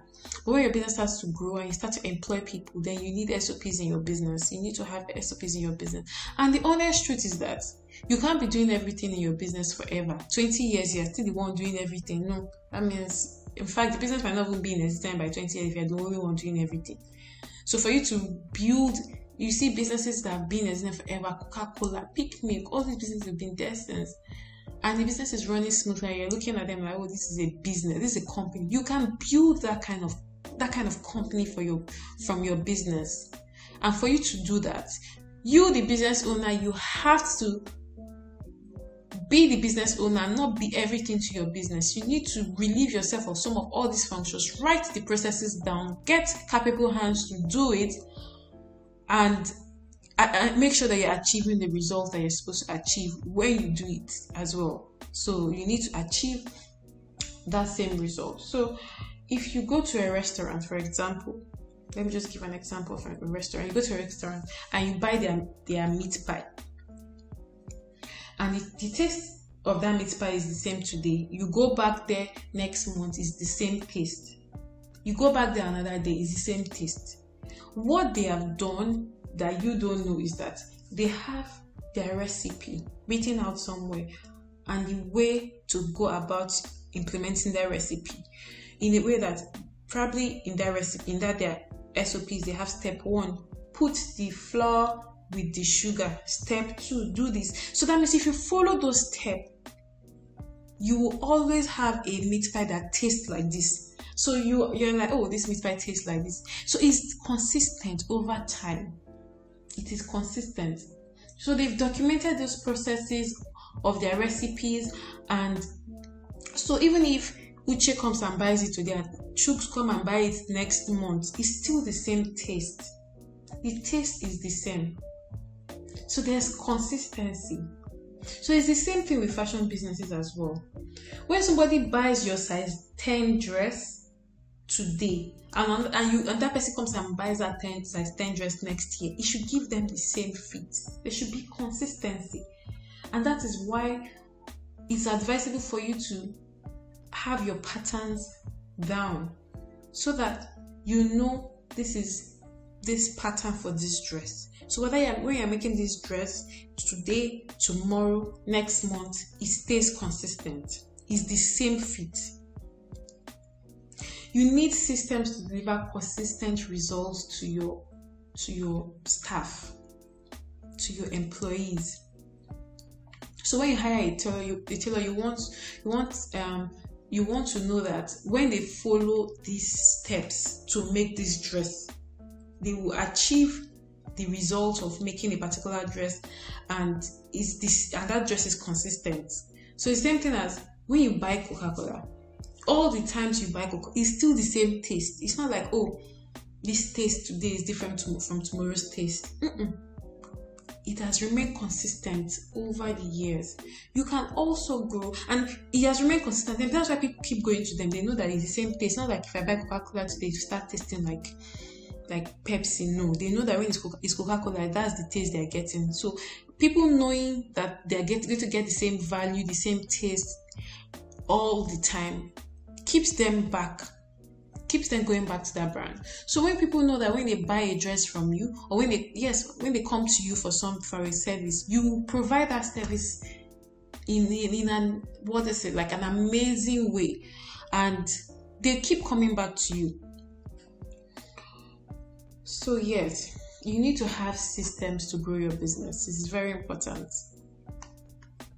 So examples of SOP in fashion brand: SOP on how to answer phone calls, SOP on how you take orders, SOP on welcome calls to new customers, SOP on how to take ready to wear orders and custom orders, SOP on how to take measurements, like so that if somebody does not work for you today and you get 100%, the person should know the way you take measurement and follow through. SOP on garment production. It's very easy. Like you can have, in fact, your patterns are SOPs in my opinion. Like if you have pattern to make bodies size 10, so when you're making a top for a size 10 person, you go and pick up that pattern and then you use it. So it's like it's a set way of doing things. You can't be wrong. Once you use that pattern, you will achieve the same result 10 times. If you're making that dress 10 times, it's still the same effect, still the same fit. So you need to have all of these SOPs. This is the only way you can run sustainable businesses that can be in existence forever. You don't want to always be in your office. Like as business owners, that you have employees and you have other things that you do. If you have SOPs in place that you're executing and your customers are following it through, you can travel for months and your business will be running because there are procedures for them to follow and they will achieve the same results as when you are there or when you're not there. There are a lot of other SOPs you can think of. Anything that you do in your business every day that gives you a particular result, you should write it down so that when you are not there to do it, the person that you employ to do it will do it as you've written it down and they will achieve that same result. So these are the different types of SOPs. There are more SOPs, like you have a lot of SOPs. So how to create standard operating procedures for a fashion brand? The first thing you need to do is to identify the business processes. What are the different business processes? Like, okay, you have your customer service, you have your production unit, you have your HR unit, you have your sales and marketing. So now you've identified the business processes, which I've just mentioned, for example. Then the next thing is to identify the operations involved in these processes. So for customer service, what are the things that we need to do in customer service? You need to identify all those things. First one, maybe to take orders, to respond to emails, to take up orders on Instagram, on social media. Like you identify all of these processes and you now identify the things that need to be done in all of those processes. So if it's to take up orders, what do you do what do you need to do to take up orders? When someone makes an inquiry, you reply in a certain way. So you have broken down, you have identified the business processes, and then you've identified the things that happen in those business processes, and also the things that you need to do in those operations as well. So the next thing will be manpower allocation. So once you have identified all these processes, then you want to allocate people that will do all these things. So the person that's going to respond to a message will be the customer service rep. So once you allocate people to this, the person that's supposed to follow up with delivery is the customer service rep. Any part of these things that is not functioning, you can hold somebody accountable. That okay, Yetunde, you are the one that's supposed to follow up with this delivery. The customer said she has not gotten her order. Why haven't you followed up with the person? So you can apportion, like you can see who is wrong and what, and everybody can take blame for whatever errors that they do. So create a flow chart for the processes. So the easy way to do this also is to create a flow chart. So you have a chart and you say, okay, step 1, take orders. Step 2, reply messages. Step 3, do this. Step 4, do that. Like, so it's easier when people see things in a chart. It's always very easy for you to stay in their head. Then you test the procedures. This is how to create standard operating procedure. You don't want to just write all of these things down and then it's down and then you give it to your staff and then you don't even know if they are doing it. So you know that once you do it, you achieve a particular result. You also want to test it when your staff does it, because when they do it, we should be able to get the same result. So yeah, this is just how to create standard operating procedures for a fashion business. So examples of different business processes. I said that the first thing you need to do is identify the business processes, right? So examples of business processes in a fashion business has to do with sales, marketing, inventory management, production, staff management, admin, finance and account, customer service. You can have more processes. This is not a fixed model to say, these are the only processes that you find in a fashion house. No. Like I said, no two businesses are the same. You can't copy someone's business process, you can't copy someone's business operation or business structure. Each business is different. So you might not even have all of these processes I've written. These are just examples. I said examples because they are more than this and they can be less than this, depending on your business and what you do in your business. So I'm just giving an example of an SOP for a customer service. So when they receive an order, right? When they receive an order, if it's a bespoke order, it's either when they receive an order, it's either it is a bespoke order or it's a ready-to-wear order. For this example, if it's a ready-to-wear order, you enter your order in your system or you write the order out in your book. You tell the person to pay because, of course, maybe the price of the item is written out somewhere and they've seen and then they pay. If they pay and you've checked and you've confirmed that they've paid, you check your inventory to see that you have the item. If you don't have the item, if the credit is not good, you reject the order. You go back and you tell the customer that this is what's happening. If it's good, you check the inventory. You come here, this product material in inventory. If you have it in inventory, if you have the product in inventory, you schedule production. If you don't have it, you go and buy. And if you buy, you come and schedule your production. If you have it, you schedule your production straight. You don't need to go here to buy. You just come straight here. That's why the arrow is showing here. Then you make the outfit. Quality control checks it. You schedule delivery and confirm delivery dates, and you ship. And then the customer picks up. This is for ready to wear. For bespoke, you enter the order in your system or you write it out somewhere. You discuss style and finalize on price and invoice.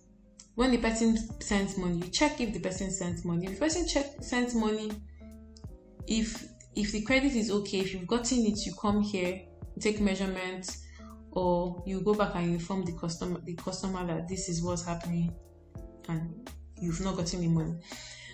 You check inventory.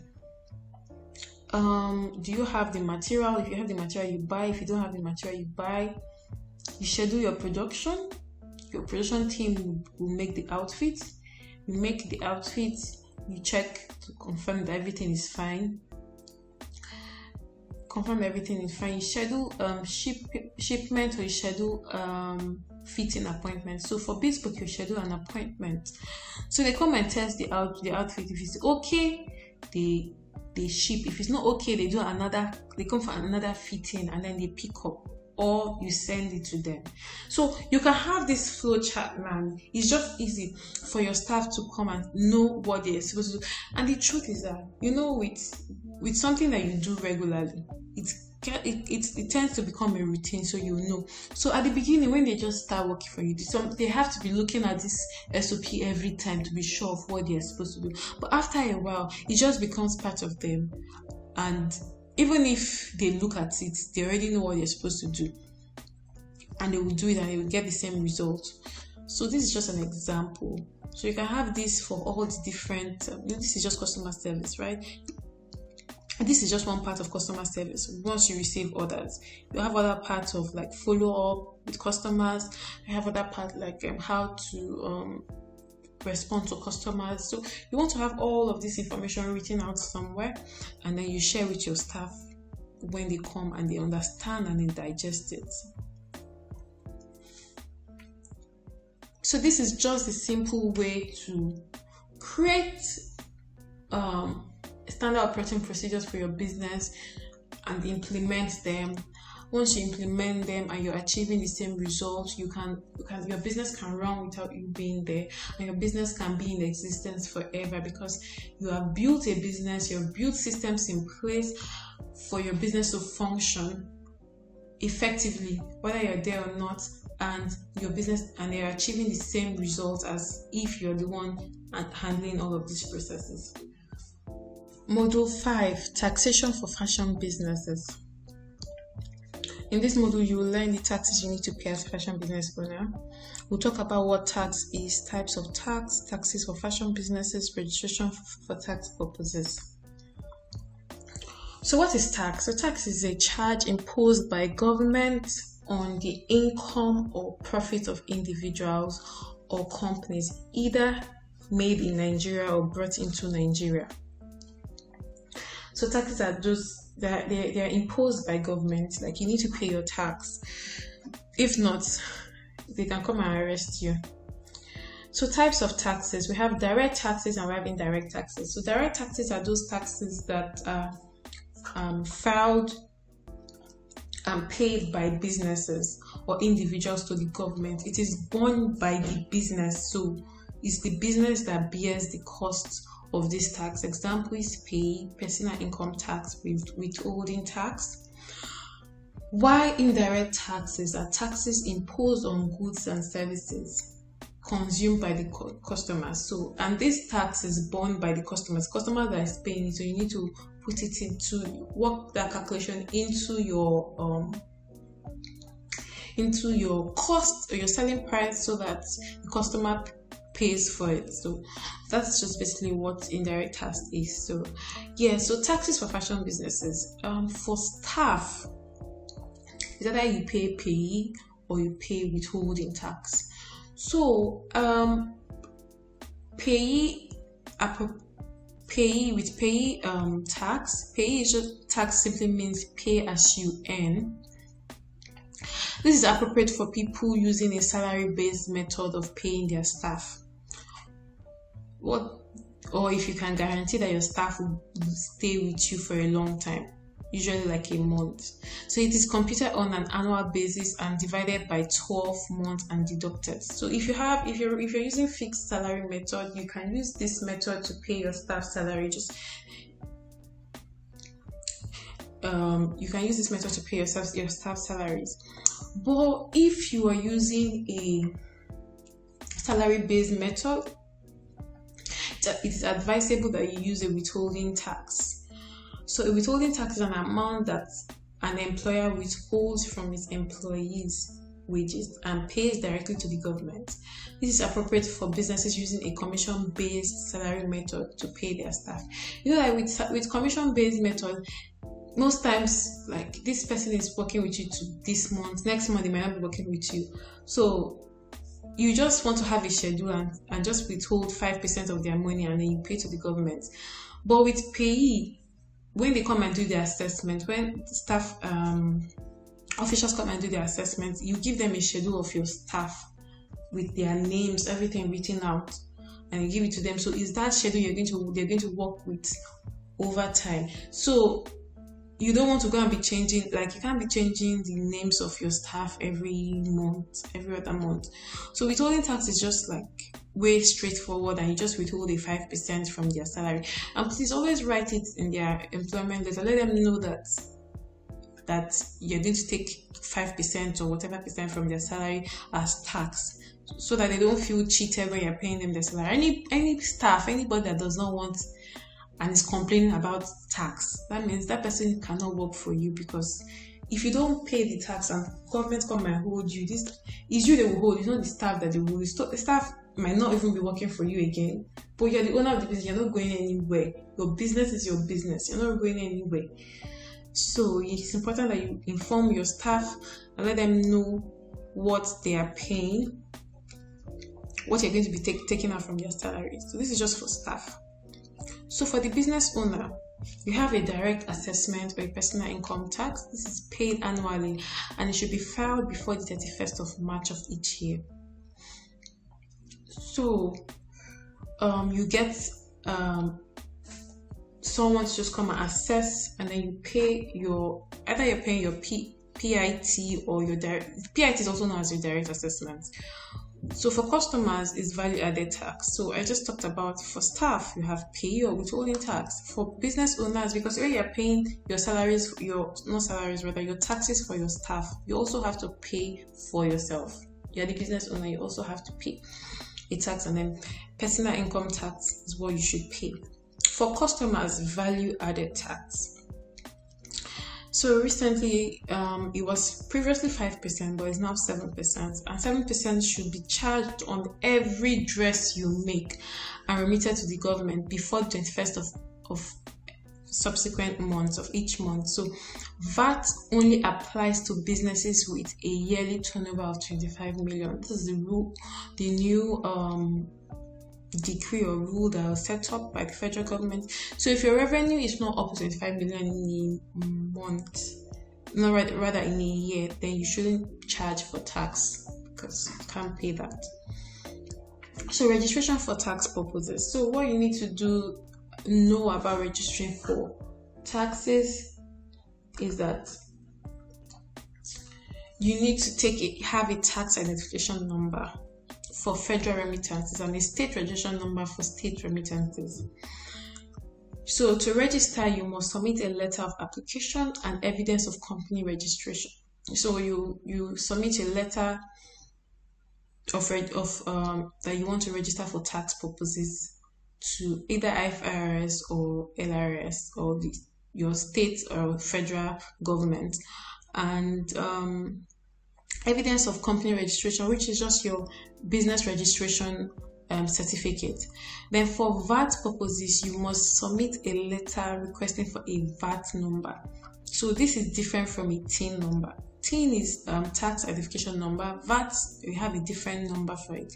So for state registration for payee taxes, you need to submit a schedule of your employment gross remuneration. So that's what I was saying earlier, that payee is advisable if you're using a fixed salary method. You use payee because you will submit, when you're registering for tax purposes, you will submit a schedule of your employees' remuneration. So okay, you pay them 50,000 naira every month, for example. So you just write it there.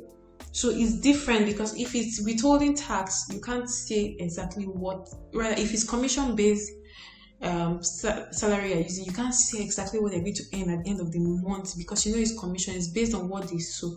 So that is why it's advisable for you to, if you're using a fixed salary method, you can use payee, and if you are sure that your staff will work with you for a long time. But if you're using a commission-based method to pay your staff salary, it's advisable that you use withholding tax because their salary is not fixed and these people might not work with you for a long time. So upon inspection of your business premises, you will be issued a tax number. So once you submit all these registration documents and you want to start paying tax, someone will come and inspect your premises, will come and talk to you, and then you'll be issued a tax number and letter stating the taxes to be deducted from your staff. Right? That's if you're using a payee method. Then you need your payer ID. So this also applies for sole proprietorship business. Taxes are levied on assessable profits, that's final profit after adjusting for non-taxable income and disallowable expense. So payments are expected to be made on self-assessment basis, and this is paid once a year, and it should be remitted, I think, before the 31st of March every year. So for business owners, you're not paying your taxes every month. It's remitted just once a year. So taxes are computed and paid once a year, usually on a preceding year basis. So you can, if you're paying for your tax as a business owner for 2019, for example, you should have paid it before the 31st of March 2020. So, and that shows that that's your tax for the previous year. For this year, you paid for 2020, you paid in 2021. That's just how it is. So we'll finally come to the end of this course. So in conclusion, the most important consideration when starting a business is deciding what form of business entity to establish. We talked about this earlier. A business is nothing without a customer. So customers are very important. Customers can make or kill your business. So having a plan for customer management is very important. So customer management itself is a skill that you need to grow your business.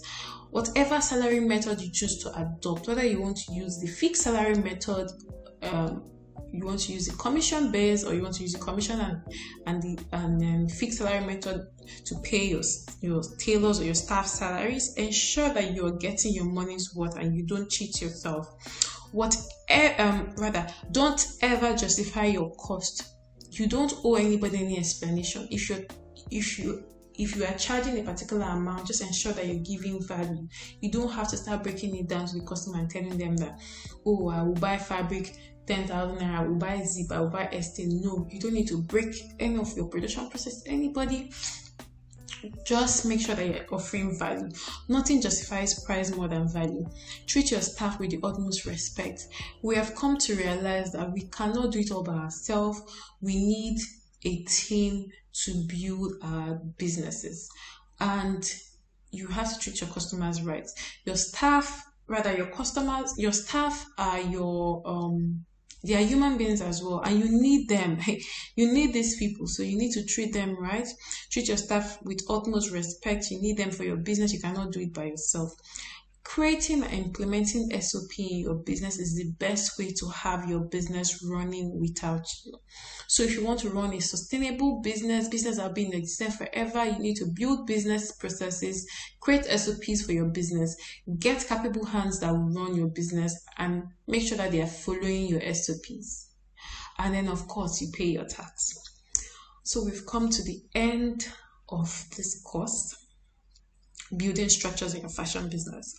I hope you'll be able to learn a lot. So I just want to say thank you for taking this course. I am so grateful. Thank you for taking this course. I know that your business life is about to change forever.